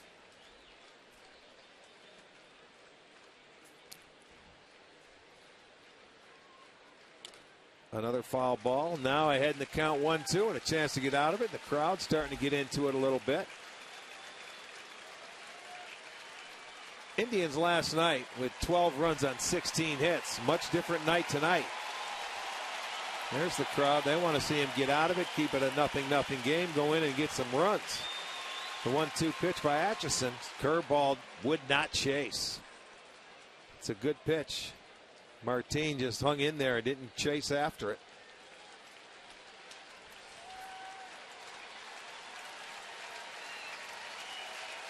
Take it to a 2-2 count. And the pitch, another breaking ball right on the outside edge. Did not get the call. I think Scott Atchison liked it. May have went a little around the plate, or was it a little upstairs? There you go. Then a little off the plate, maybe a little up. That'll take the count full. Aaron Sebia will be off and running at first on the pitch. Here comes the pitch. Inside, got him with the fastball. Great pitch to get out of the inning. Scott Atchison, here we go. Keeps it a 0-0 ball game on the breaking ball inside corner. See you later.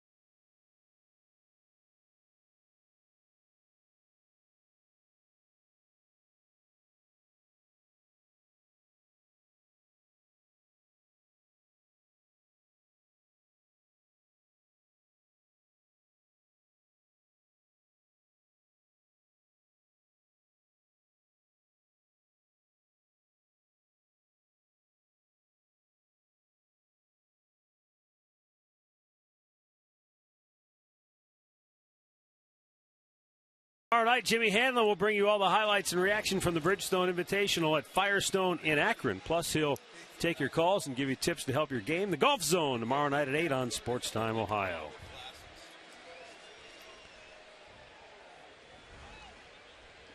How about yesterday? Sergio, 27 on the back, 9 out at Firestone. You told me that today, and I was like, on that course? Come on. I know it. He birdied 8 out of the last 9. He had 11 one-putts in a row. What's he use for a driver, a bazooka?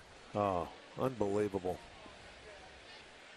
Miles Michaelis facing Jason Kipnis. He's had a very good breaking ball. That's been a money pitch for him tonight. Good just slider. to get ahead of pitchers, slider, and a good fastball. He's had a nice mix.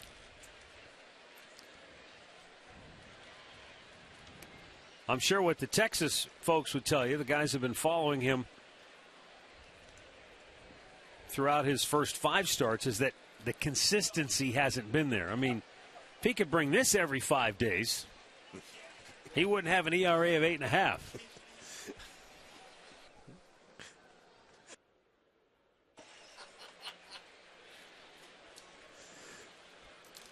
And a foul ball.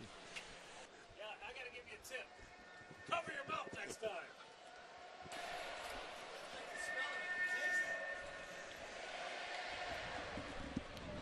Kipnis has struck out twice tonight, so he can attest to how effective Michaelis has been.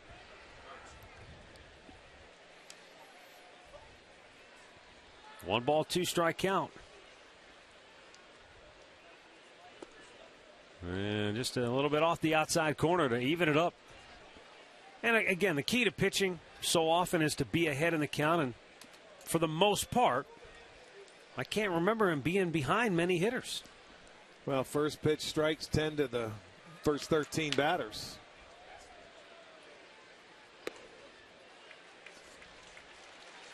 Now Kip's patiently waiting in this at bat, though. He was down 1-2. He's worked it back to full. But remember, he had a 3-2 count to start the game. Swung at ball 4. That slider down and in. Okay. That was an effective pitch for Michaelis back in the first. Let's see if he goes back to it here. No, he goes with a fastball. And Kip lines it into right field for a leadoff single. Maybe should have stayed with that slider, huh? Well, they get their leadoff man aboard for the first time tonight. Texas had that opportunity in the 6th, couldn't do it. And there's a fastball right there that said hit me, and Kipnis did. Lined it over the head of Odor at second base. I don't know if this qualifies as late in the game because it's only the 6th inning, but I know sometimes pitchers, as the game goes on, they don't want to miss in and get taken out for a home run. So the tendency is to, if I'm going to get beat, I'm going to go away and make him beat me away. That's fine, too. But this may be late in the game for this guy as a starter because now you're going to get into that bullpen. So he's got to give it everything he's got, empty his tank here in this inning. Because if he could go, he's at what? He's only at 73 pitches. He's made as many as 95. I'm sorry, he's made as many as 105. There's a good sacrifice bunt by Aviles. Well, Aviles the best on this team at doing that. As far as sacrifice bunts go, Mike Aviles now with number 8. And he wastes no time. Just go ahead, put it down in fair territory. Good job, Mike. Get him into scoring position. It'll be sacrifice 3, unassisted. All right, let me put you in Ron Washington's shoes here. You've got Michael Brantley up, base open. You think they pitched to Brantley here? Well, he's 2 for 2 tonight, and he's the best hitter, but you've got Santana on deck. I would say, yes, they've got to go after him with some good stuff. If you end up walking him, it's not the end of the world. You know what I'm saying? Yeah. Because Santana has drilled it twice. One to second base, if you remember, in the hole, but the shift, and then he lined one on the great catch to left field. So you got to go at Brantley and go at him with your best stuff, which he will.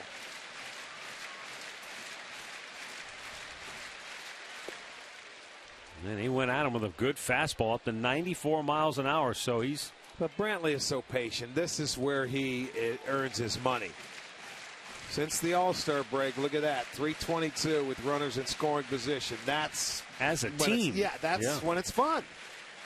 Everybody's going to do it. And Michael will be patient enough that if he walks him, he'll let Carlos take a crack at it. One hop. Oh, Andrus made a nice play going to the backhand side. And Did that's you see out him number look 2. at third base like he wanted to go get Kipnis? I don't think it was a concern. But I'll tell you what a pick that was by Andrus. He was smiling. And I don't know if Kipnis got in his way and he didn't throw it. He could have got him at third base. He was looking. Look at Beltre go over there. Kipnis might have been in his throwing lane. You know, so he just went to first base to get the out. I think Beltre, was he pointing go to third or go to first, rather? Look, no. But he didn't panic. I just think if he felt he could go, if he had a good throwing lane. You see, they're talking about it now, he and Beltre. But now comes out Maddox, and he's going to tell him, look, this is the guy that you don't want to beat you now with the base open. Watch Beltre. See, Kipnis looks back. And you don't see it. You don't really get a view right there. But I'm telling you, it was not a clear path lane. Beltre was backpedaling to the bag, and I thought he would watch him pointing here. Where he's going. No, he's just pounding in his glove, waiting. Okay, he wasn't. He was waiting to see if Andrus was going to throw it. He was ready for it. Yeah. I just don't think he had a lane. Well, let's see if Carlos Santana can deliver a 2-out hit for the Indians. I really like that there what Maddox did. Nobody went out with Brantley up there. They let the kid go at him and get him, and it was a great play by Andrus. But now, when you've got the 2 outs and you've got a chance to get out of it, he went to talk about it. And sometimes this may put more pressure on a pitcher. Go and throw that good curveball or give him your best stuff. If you walk him, don't worry about it. Sometimes young pitchers, they make mistakes when you do that instead of saying, hey, just put him on. So we'll see how it works out here with Michaelis. Santana looks, it's up high, 2-0.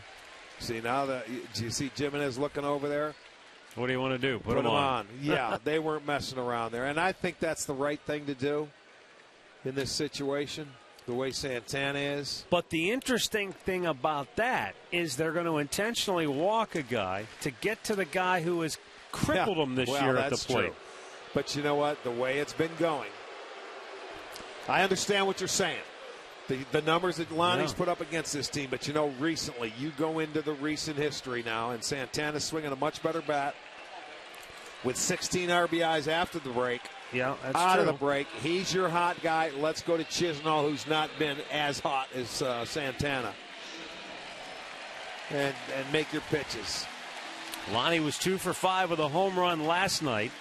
This evening, he's 0 for 2. Our stat of the game brought to you by Buick. Most home runs against Texas in a single season since 1972. Lonnie, I've witnessed Albert every Bell, year there. And Boog Powell. I've witnessed every year there. 76, 96, and 14.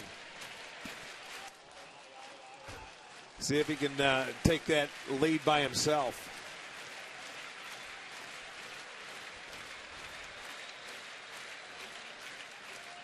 Lonnie with a base hit towards center field. Scoring is Kipnis. Santana stops at second, and the Indians have the 1-0 lead. Chisenhall's 43rd run batted in on the year. The 2-out RBI hit. Yeah, well done there by Lonnie. And you take it personally. They walk that guy in front of you. There's a fastball belled high. This will be our McDonald's. I'm loving it because the 2-out RBI, the toughest one to get. Chisenhall delivers. And the Indians have the lead, 1-0. Texas couldn't do it. The Indians do. Difference in the game.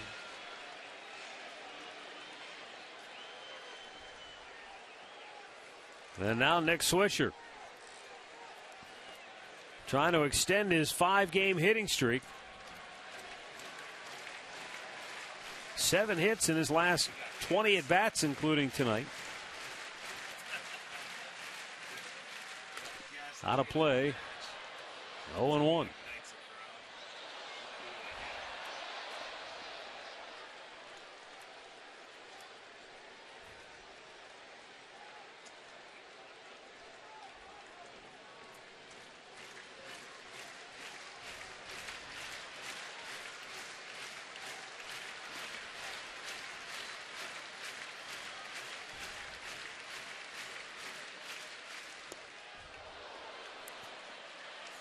And a count quickly 0-2. A 94-mile-an-hour fastball from Michaelis to get him ahead.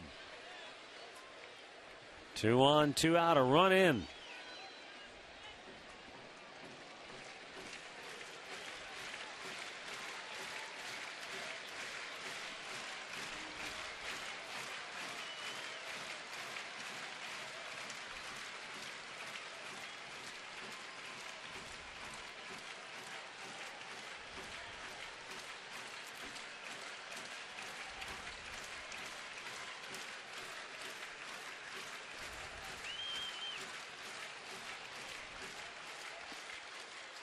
Took something off and a little squib foul.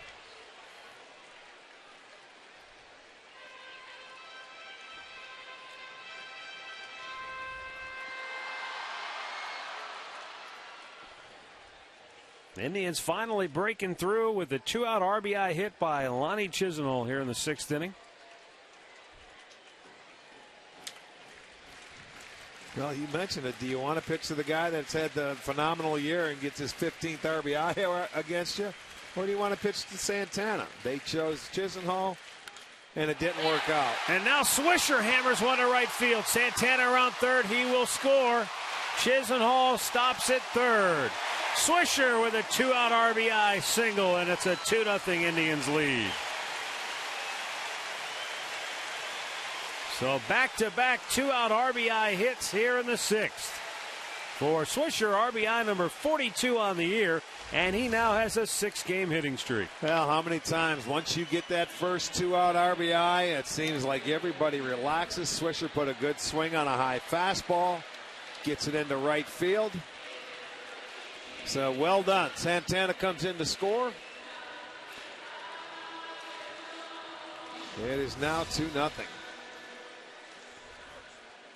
And it brings up David Murphy, who is 0 for 2 tonight. But he has been some kind of hot against the Rangers this year. 4 for 4 in the series opener last night. And now 10 for 21 on the year. As he looks at a called strike.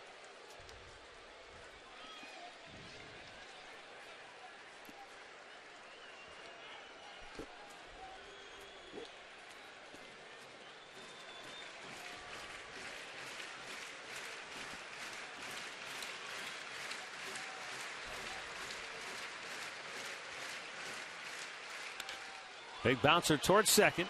Scooped up by Odor, and the inning is over. But the Indians get on the board here in the 6th. Back-to-back 2-out RBI knocks from Chisenhall and Swisher.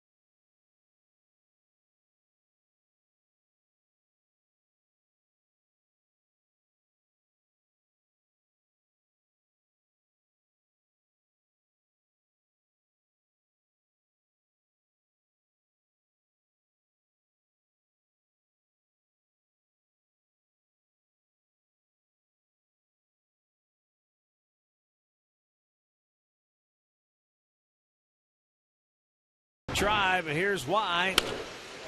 TJ House almost had himself a double play. If he'd have caught that ball, it just went under his glove, but Scott Atchison came on. He gets a bouncer to first, and then they get a little rundown action to retire the runner, J.P. Arancibia, or actually Elvis Andrus. Scott Atchison applying the tag. And then a called third strike to end the inning. Yeah, perfect pitch on the inside corner. That was a great pitch on 3-2. Fired them up. They came in and they got a pair coming with 2 outs. So it's a 2-0 lead. Atchison will go back out. Bottom third of the order here. Chris Jimenez to lead off and a fastball strike.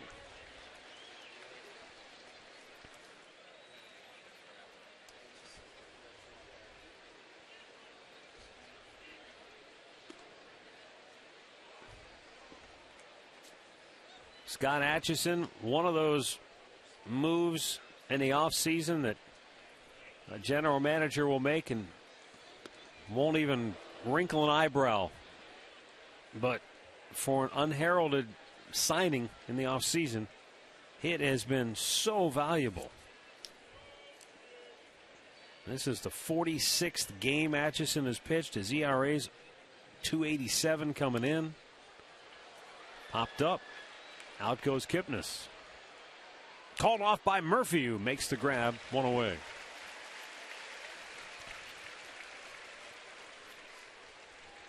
And I think that's life as a general manager on any ball club. Most people only remember the catastrophic failures and the really big splashy moves that you make. People forget how many good moves the general manager makes along the way throughout the course of a season because they just don't get a lot of publicity or a lot of talk. Well, it's a long season.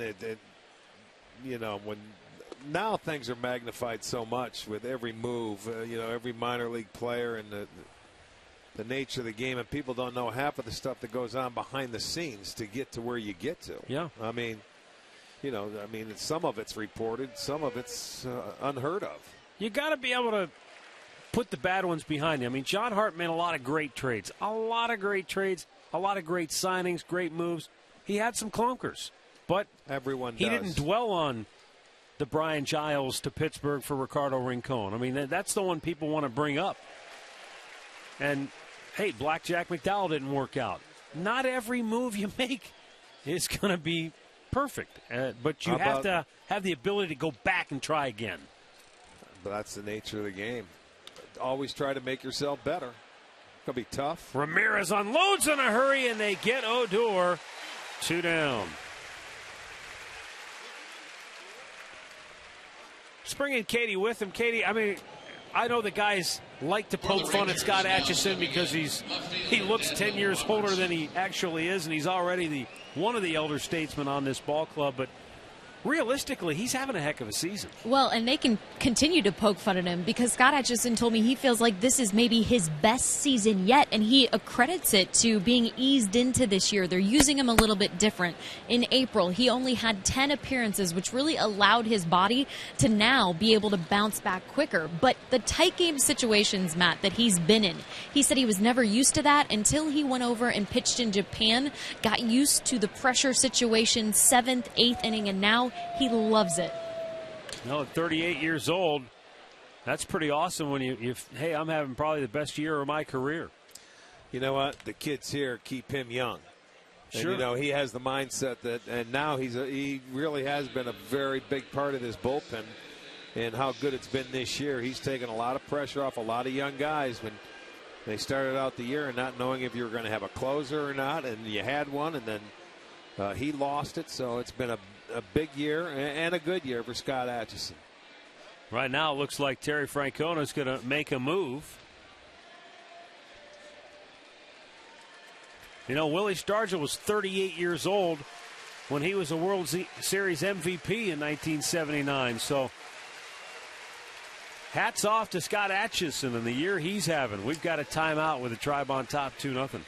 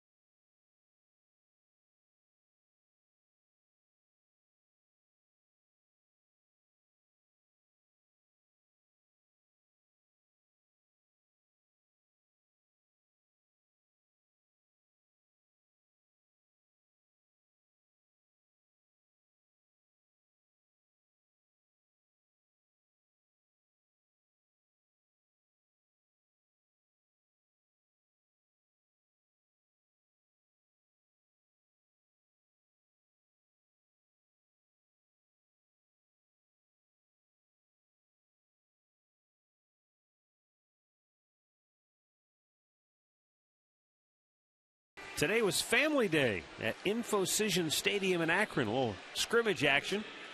And they'll talk more about the quarterback battle and everything else that took place today.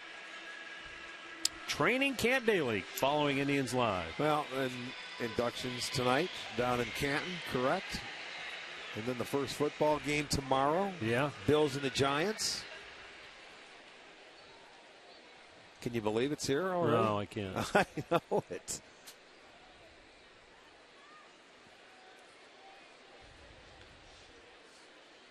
Scott Atchison.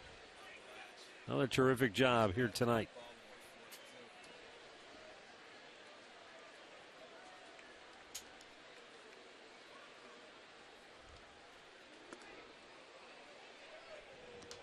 Nick Hagedorn trying to take care of Shin-Soo Choo and end the inning. Choo 0 for 3. Reached on an error to start the game and then struck out each of his last 2 times up.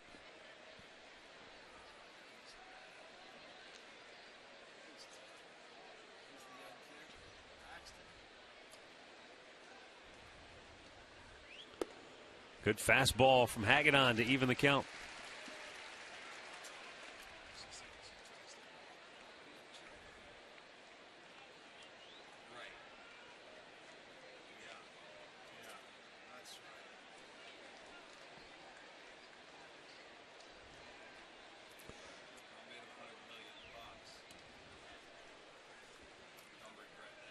Now the 1-1. Foul back.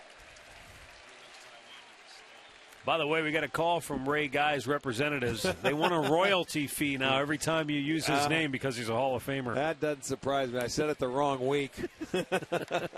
Well, then don't hit one off the plate. I'm going to have to call it the Baltimore chop.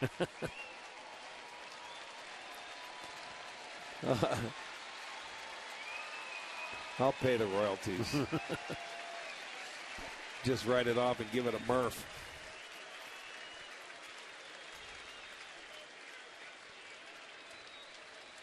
Hagedorn ready with a 1-2. He's going to fire to first instead to drive Robertson back to the bag. No, they're not going to run in this situation here, I wouldn't think. When down 2 late in the game, you don't want to take a chance of getting anybody thrown out here.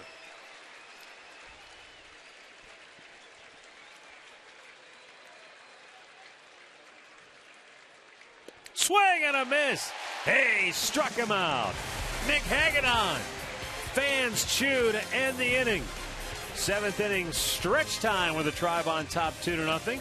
And the stretch is brought to you as always by Spitzer Auto World. Life is hard. Buying a car shouldn't be.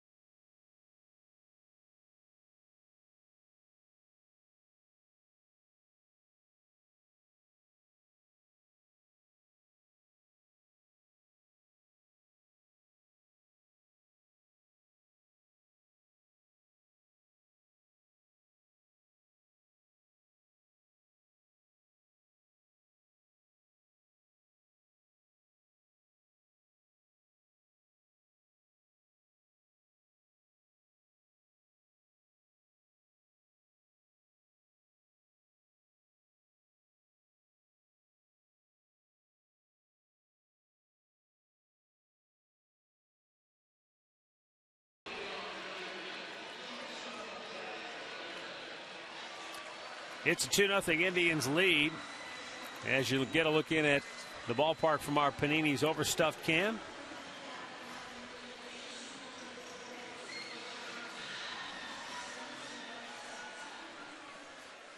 Well, we go down to the home half of the 7th, and Jose Ramirez will lead it off. Miles Michaelis, just under 100 pitches on the night, will stay in the ballgame for Ron Washington. Big curveball. It's a pitch he's been able to throw for a get-me-over strike. A lot tonight. Yeah, he sure has.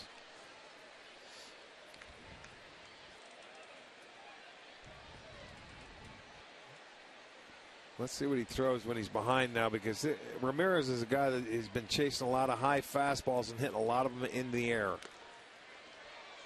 And that's, you don't mind if he does that. You can pitch him up and away and let him hit it in the air, and that's what you want him to do. You want him to hit it in the air, not on the ground. Is that a function of the swing plane of Ramirez or pitch selection that he's swinging at? It could be a little of both. It could be a little of both, because you want to stay on top of the ball and hit line drives. You see that little uppercut there? You can't hit a ball on the line when you've got that little uppercut, especially to left field. He's trying to hit it more to right center. You've got to stay on top and keep your hands above the ball and go the other way if you want to hit the line drives to left. And, I mean, that's something he's going to learn at this level, because the pitchers will continue to pound him out there.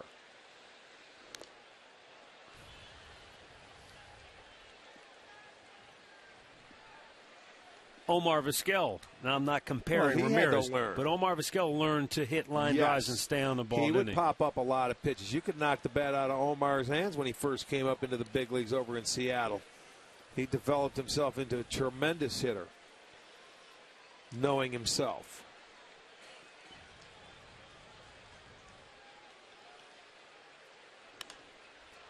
Right at the shortstop, and Andrus throws him out and one away. Time for a Mazda game break. Here's Al Pawlowski. All right, Matt, let's head to Detroit, where the Tigers have scored in every inning they've batted tonight against the Rockies. Here in the bottom of the 5th inning, Victor Martinez, a 3-run homer. That made it 8-2. It's now 9-2 Tigers. They move to the top of the 7th inning. Rick Porcello in line to get another win. Right? Yeah, long night for Colorado. It was a long day for Kansas City. They got John Lester in his Oakland Athletics debut today, and he went 6 2/3. He did give up 9 hits, but only 3 earned runs. Oakland, meanwhile, scored 8 runs in the 5th inning. So all 8 runs came in 1 inning for the A's today against Kansas City. Houston's gone ahead of Toronto 4-2. That's good news with regards to the wild card race. They beat them last night as well. The Indians began the day 5 back in the wild card hunt, trailing Kansas City, Seattle, and New York. So the Royals have lost. I know New York won. Not sure what Seattle's doing at this time. They're winning 4-2. Yeah. They're in the 7th in Baltimore.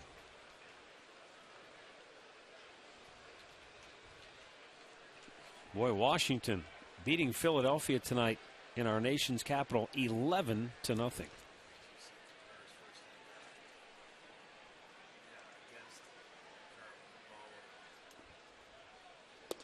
Perez takes a strike.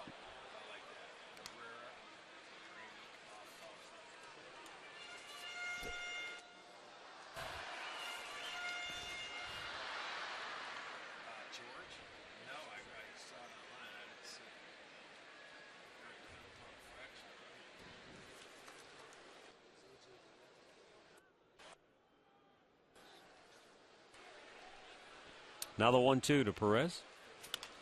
Big chopper headed up the middle. Cut off by Odor.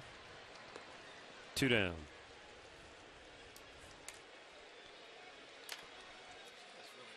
Once again, let's send it over to Katie Witham. Thanks, Matt. Well, I'm here with Michael, who just bought me a $3 hot dog. And don't forget, 4-3-2-1's back at Progressive Field. You can get $4 beers, $3 hot dog, $2 soda refills. To take advantage, go online, Indians.com, and get your tickets. Thanks, Michael. Oh, you're welcome. Go Tribe and Browns. Johnny Football.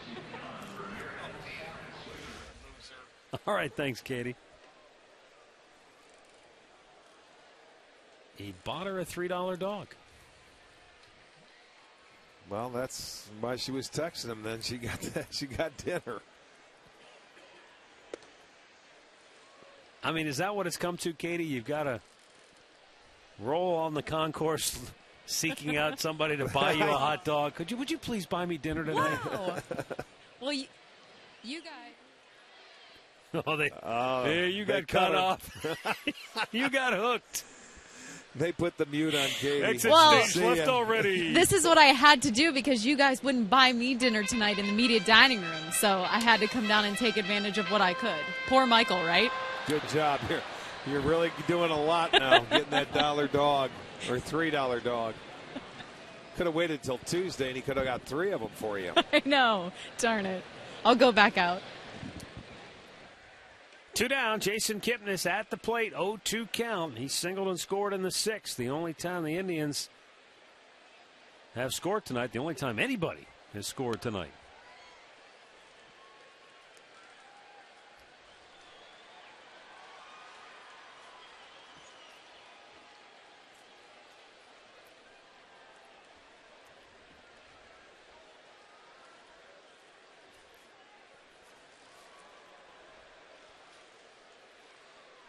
Tom Bochenek tells me the Indians, with their 2 runs in the 6th, they've scored in the 6th inning in every game against Texas this year.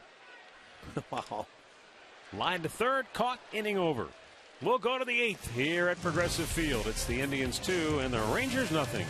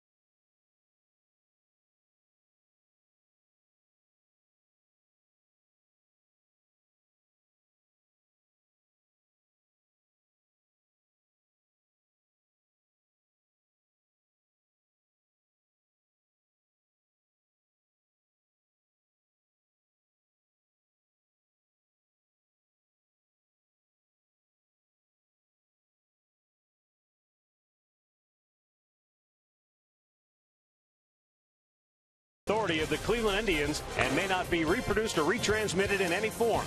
And the accounts and descriptions of this game may not be disseminated without the express written consent of the Cleveland Indians.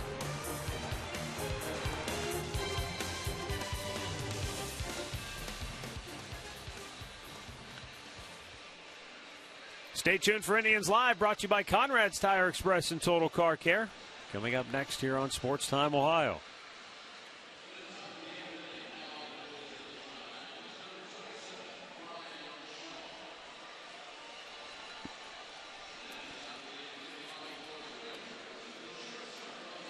Ryan Shaw on for the 52nd time this year. Has a 4-3 record, 294 earned run average. He's going to be facing Andrus, Rios, and Beltre, the 3 big hitters coming up now in the Texas lineup.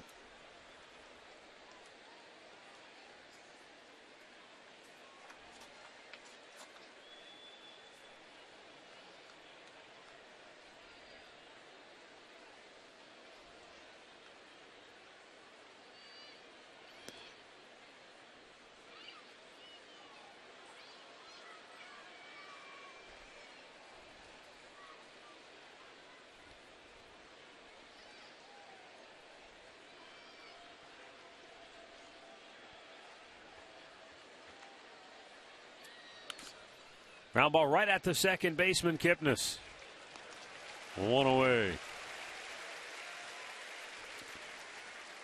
Well, the best deal in town for families is the KeyBank Kids Value Ticket. It's available every game out at the ballpark, and each kid receives $15 for free to use on concessions or merchandise. Visit Indians.com.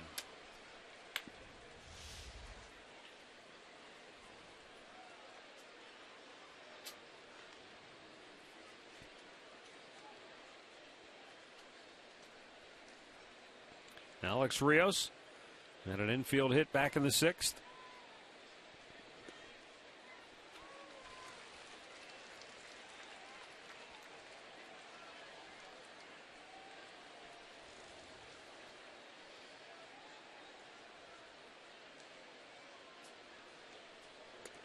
Upstairs with it.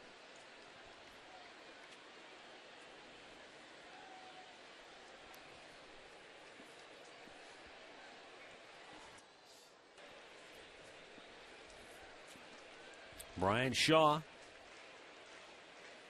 been so reliable for the Indians.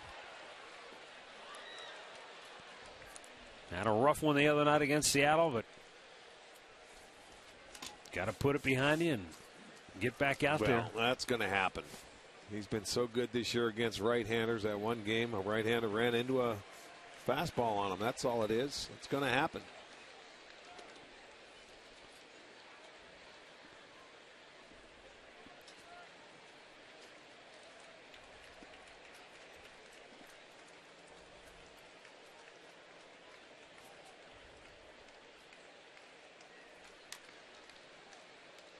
The 2-2. Fouled at the plate.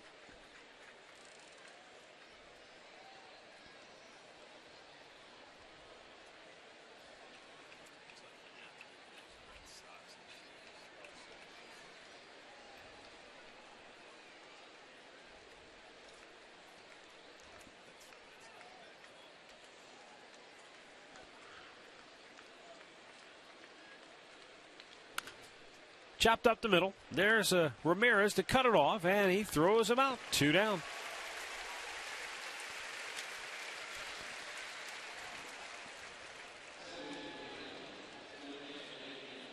That's going to bring up Adrian Beltre.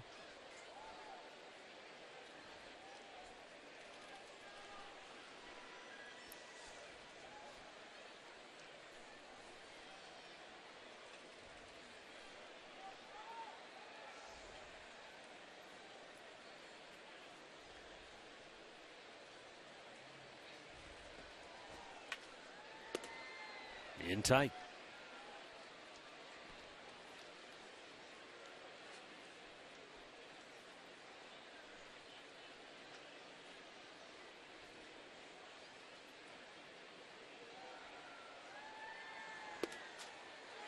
He went, says the home plate umpire. Beltre wanted him to check. He's starting to do what Trout does and Cabrera does. Now remember that when you check your swing, he points down and asks for help, so the home plate umpire doesn't call it.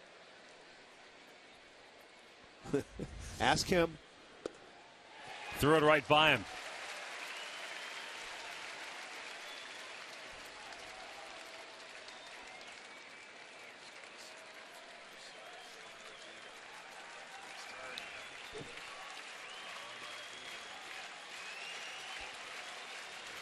Shaw ready with a 1-2. Beltre pops it in the air. Might be playable. Santana, no. Can't get to it.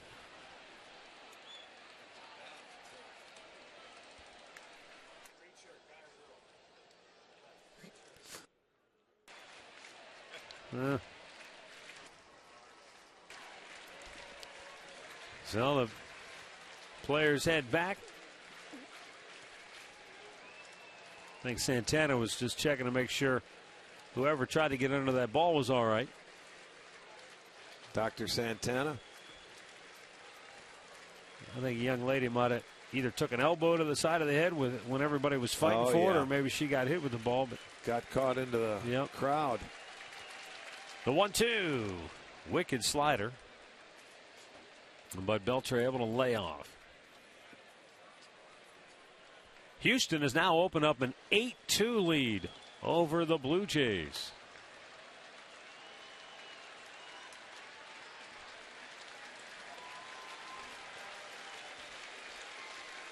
Now the 2-2 offering.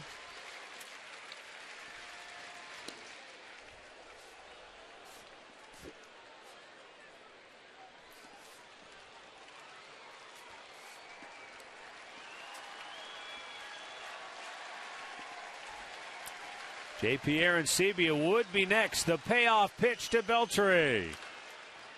Bounces it to second. Big hop for Kipnis. And the Rangers go 1-2-3. A perfect inning of relief for Brian Shaw. 2-0 Cleveland.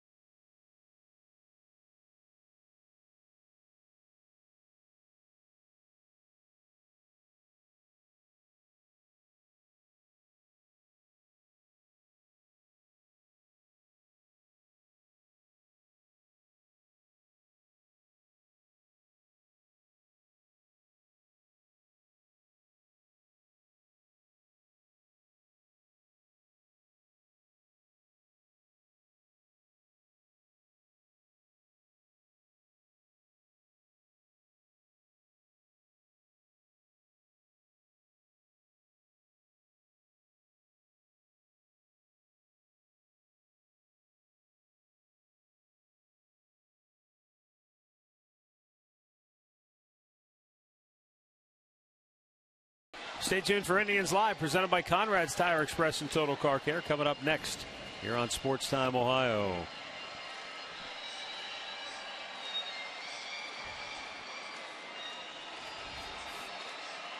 Now we're rolling on now to the 8th inning. And the Rangers go to the bullpen for the first time. Miles Michaelis did a nice job, went 7 innings. Yes, he surrendered did. only 2 runs. But the Rangers have been shut out by the Indians. And so now they go to the bullpen for Roman Mendez. That's just the 10th time appearing in a game. 7 walks. Be careful, make him get in the strike zone. But you're right. Michael has pitched a really good game. Had good stuff. They got to him with 2 outs. The 2-out hitting is what did it tonight for the Indians. But Rick, should this hold, do the Indians have a win this year without an extra base hit? Boy, that's a question for Tebow. 5 singles, that's all they have on the board, but it's good for 2 runs. They may have a win like that this year. We'll have to double check. Roman Mendez fires it in there for a strike. Mike Aviles 0 for 2, but he laid down a key sacrifice bunt that helped move the inning along there in that 6th.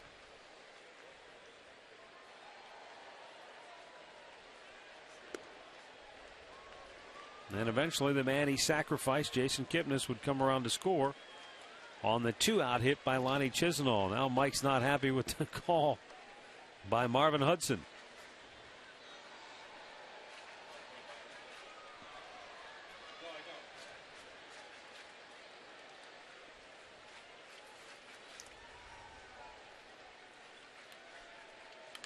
Chop towards third, and Beltre got it before the hop.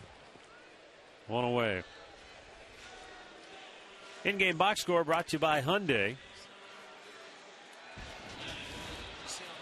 And there you get a look at what the Indians have done tonight. And Mike Pacta Our statistician back in the studio tells me the Indians are 0-9 this year when they do not get an extra base hit. Okay.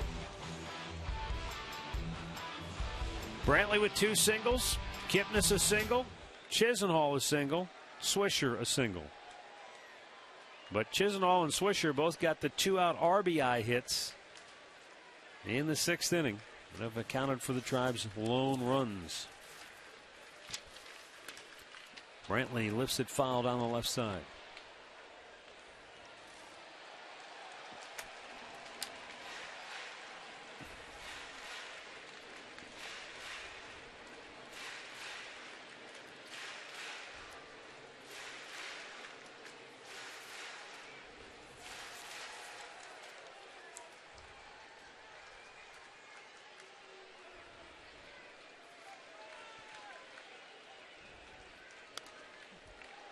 Also, if this holds, it would give the Indians their 11th win of the year when scoring 3 runs or less.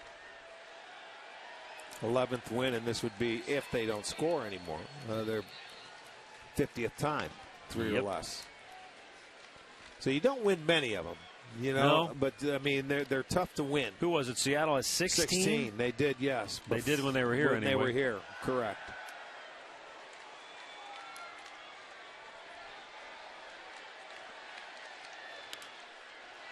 Brantley to center field. Martin 2 away. Well, back in the 6th inning, they intentionally walked Carlos Santana, and Lonnie Chisenhall made him pay. That was with 2 outs. Yeah, he jumped on the first pitch, drives in Kipnis, and then Nick Swisher gets a high fastball, drills it to right field. Followed that up. Santana scores. There's your intentional walk. There's your 2-0 ball game right there. 2-out hitting for the Indians. Chisenhall and Swisher. Carlos Santana lays off the breaking ball. Well, we talked about it. We walked through it. I wasn't sure they were going to pitch to Brantley, but Michaelis made a good pitch. Brantley put a good swing on it, and Andrus made a heck of a play at short. And then after that, that was the 2nd out, so you got 2 outs. Then they decided, let's be careful with Santana. Fell behind 2-0. Then they decided just put him on. Yeah. Even though we mentioned at the time, Chisenhall's had great numbers against him this year. I agree with the move that they made. I really do. The guy got a big 2-out base hit. It's been his team, that he's faced this year. It's just been one of those years for Chisenhall against Texas. That was a pretty good 2-0 pitch. And Lonnie delivered the big 2-out hit. And we showed you the numbers. They've got the best hitters with running in score position since the break.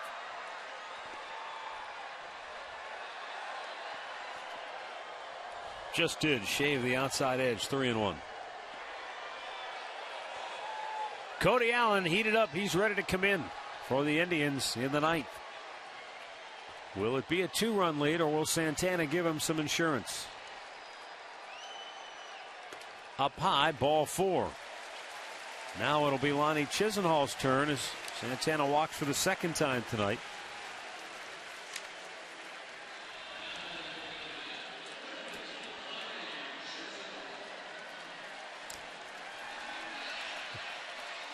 How about this? Since 1972, in a single season, only Paul Sereno drove in more against Texas. And I'm trying to think, Rick, back in '94, how the schedule laid out. Would the Indians have played Texas more than just a home and home back then? 'Cause that's all we get nowadays. They didn't have the unbalanced schedule yet in '94, did they? I don't think so. They went there twice, I believe.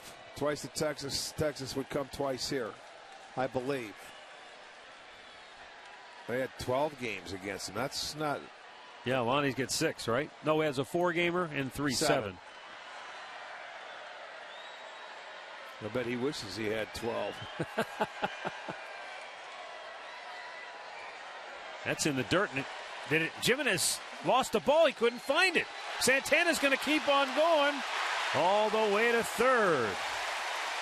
That would have been a much bigger play had there been less than 2 outs, but still, you don't see many two-base wild pitches, but that's what it is. Well, Jimenez couldn't find it, and by the time he did, he saw it was up on the screen. He had no help.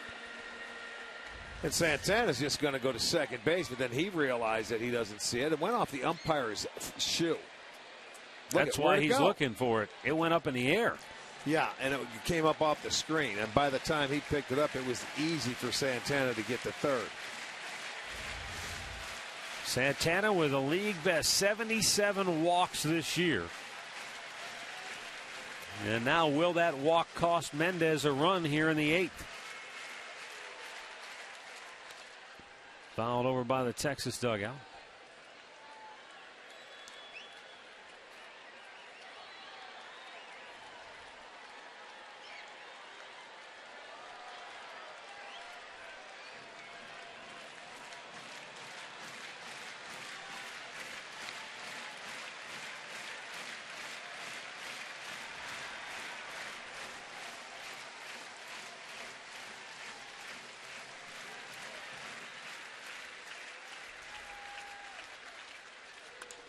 Lonnie lines one to center. Caught by Martin to end the inning. We go to the 9th. 2-0 Cleveland.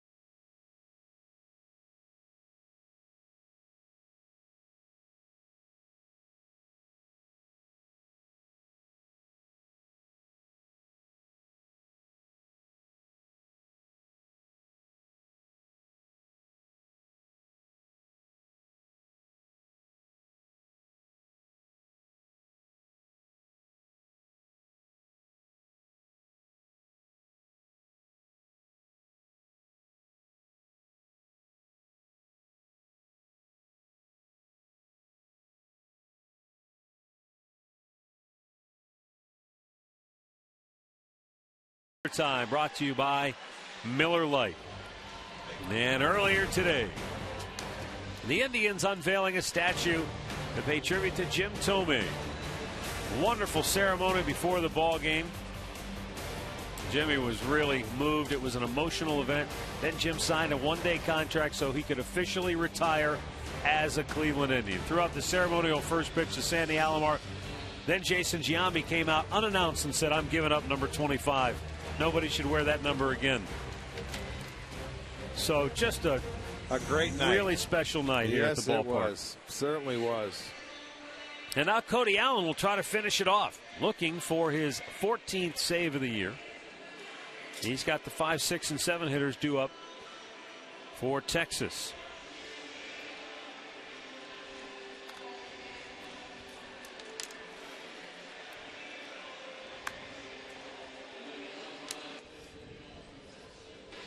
Looking back at our keys to the game, courtesy of Wayside Furniture. Get the crowd in the game early. Well, TJ House did his part.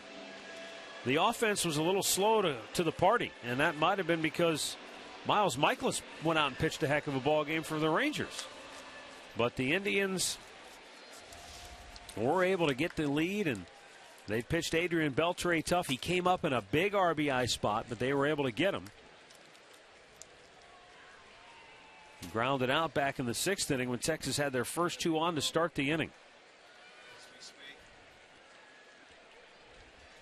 But Beltre, who was 2 for 2 with a walk last night, 0 for 4 this evening. JP Arencibia, leadoff, looks at a ball up high on a breaker from Cody Allen.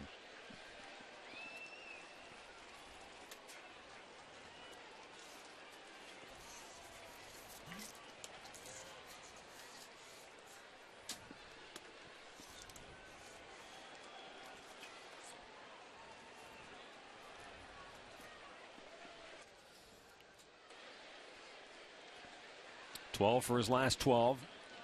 With 2 hits, 2 walks, 19 strikeouts.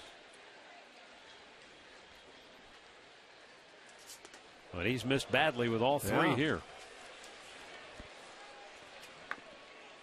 And you don't have to tell him. He knows that he wants to make him hit the ball. Yeah, he hasn't pitched a whole lot here of late. No, he has not. That's the old good news, bad news scenario for relief pitchers. He walks the leadoff man. That's never good. Going to get a pinch runner now for Arencibia.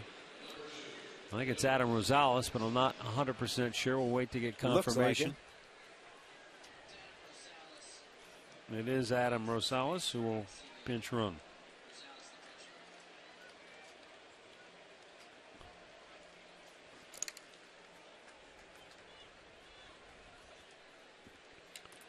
Leonis Martin 0 for 3 has struck out twice.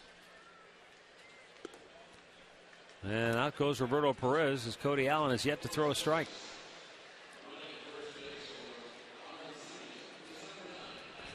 Yeah, trying to get Cody in the strike zone. 5 pitches, 5 balls. Looks like they're bringing out a pinch hitter on deck for Jimenez. Aducci, it looks like. Yep.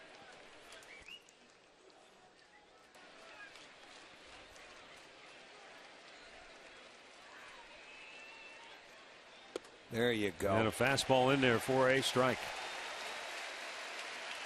You know, pitchers know they got to throw strikes, and sometimes the harder you try, the tougher it is to throw one.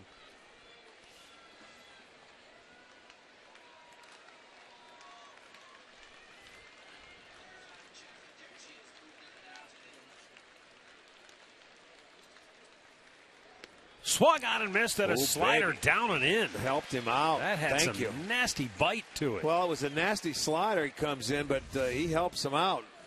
Obviously, he thought this was in the zone, but that was nowhere close. That's the difference. The 1-1 pitch, you get a strike. Now you're ahead.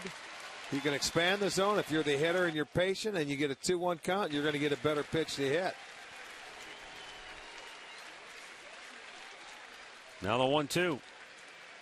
Backs away first.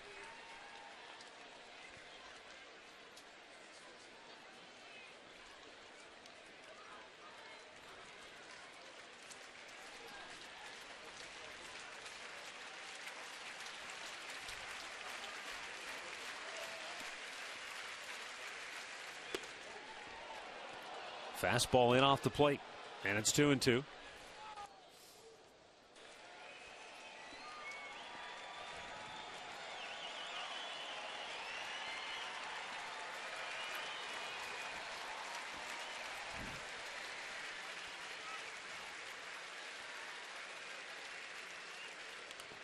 Slowly chopped but foul. First base side.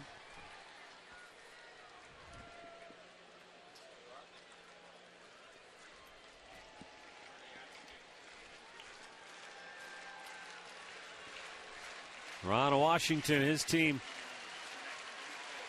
with the worst record in baseball. 23 games under 500. Down 2-0 here in the ninth. Cody Allen with a 2-2 pitch to Martin. That's one he swung at earlier. Yep, now it's a full count. Yeah, you get to 2 strikes, and he says, not twice.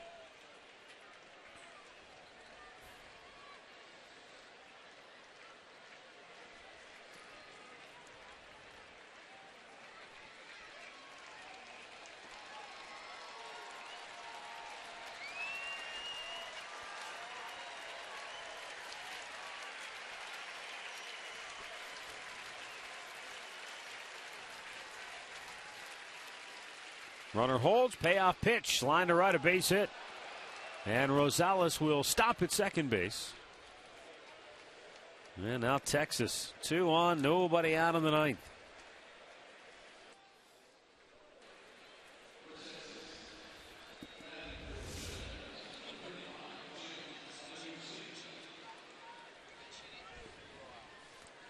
Yeah, it did. It jammed him, but he got enough of it. He fought it off. He puts it in play. Rosales goes to second. Will hold right there. The tying runs aboard.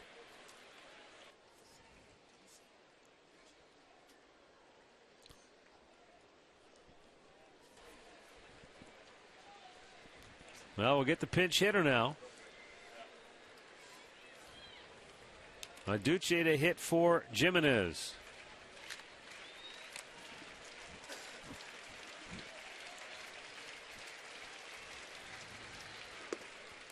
And a called strike.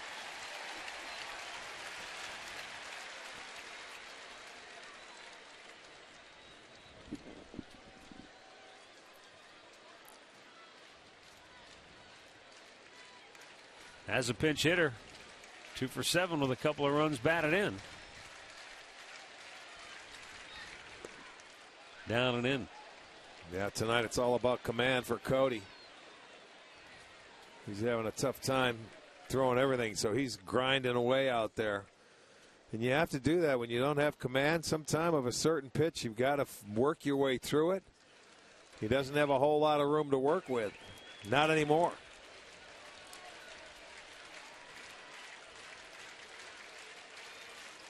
Now the 1-1.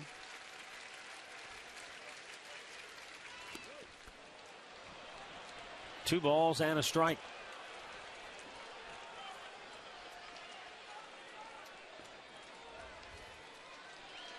This is kind of unsettling for Cody Allen, who's been so good this year and so consistently automatic. But here tonight, he just can't command the baseball to this point. And Duce looks at a fastball at 96 at the knees. And it's 2-2.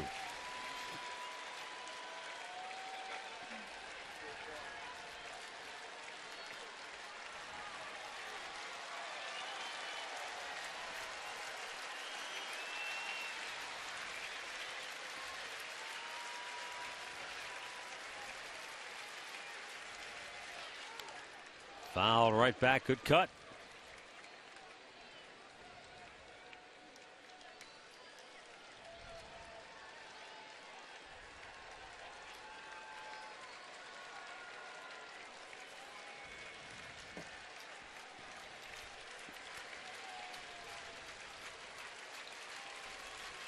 Odor waiting on deck. With nobody out here in the ninth. And the 2-2 pitch. Steps away as Cody Allen. Now he wants to talk to Perez. That's all right. This is a big pitch here. You don't want to get to 3-2. You want to throw a strike. You want to get an out. You need that first out.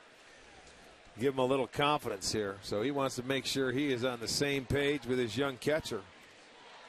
And if he does throw that breaking ball, it does go into the dirt. You got to have total confidence he'll block it.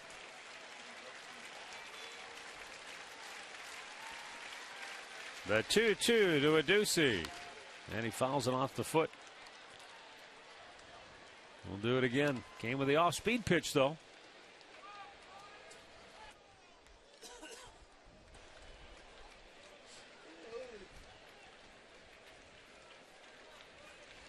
Terry Francona's club trying to get back to 500 with a win tonight.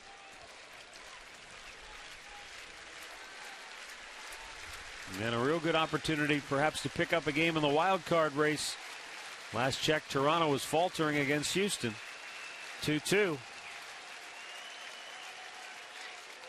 Another foul back. Tough for Duce to get on top of that high fastball. He has a good swing on it. But, man, that top hand just doesn't get up on a 96. Good swing, but it falls it straight back. 8th pitch of the at-bat, though, coming up here. Yeah, Cody needs an out. He cannot give in, and he doesn't want it to go to a full count either.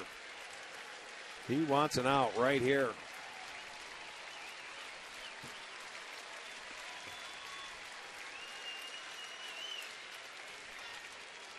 Swung out and missed. He struck him out with a breaking ball in the dirt. And a nice job to scoop it by Roberto Perez. One down.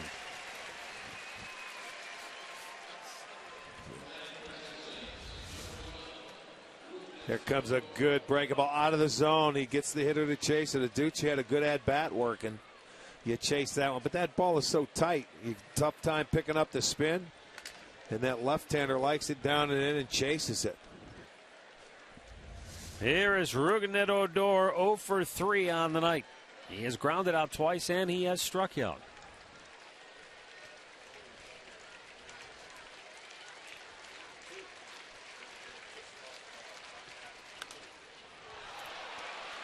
Playable for Chisenhall.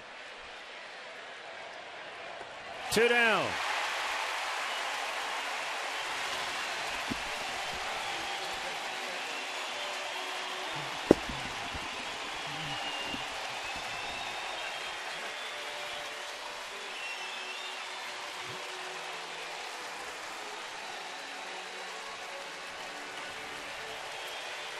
Dan Robertson will be the batter for Texas. 28,285.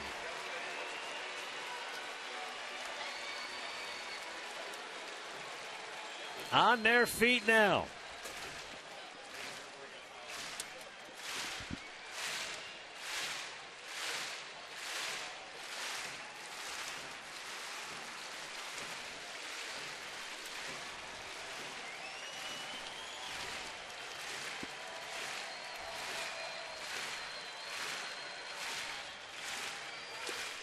Low and away, ball 1.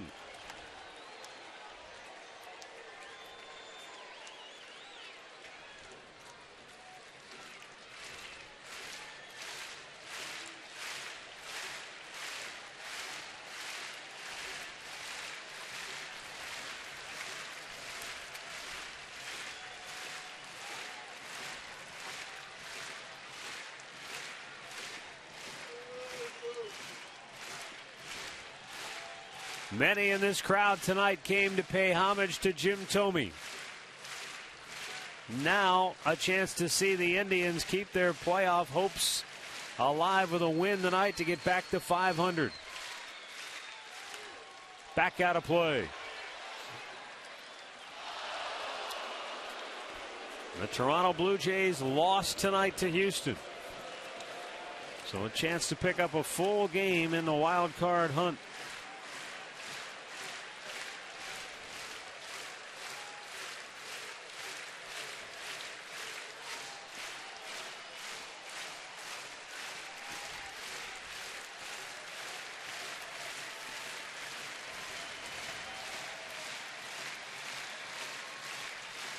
Now the 1-1. And a tapper foul. And Cody Allen is now 1 strike away.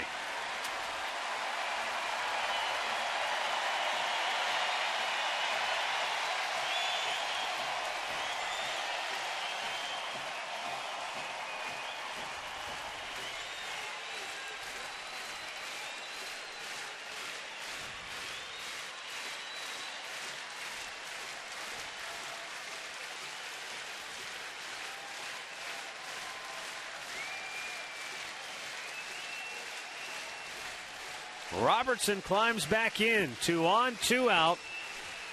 9th inning, Tribe leading 2-0.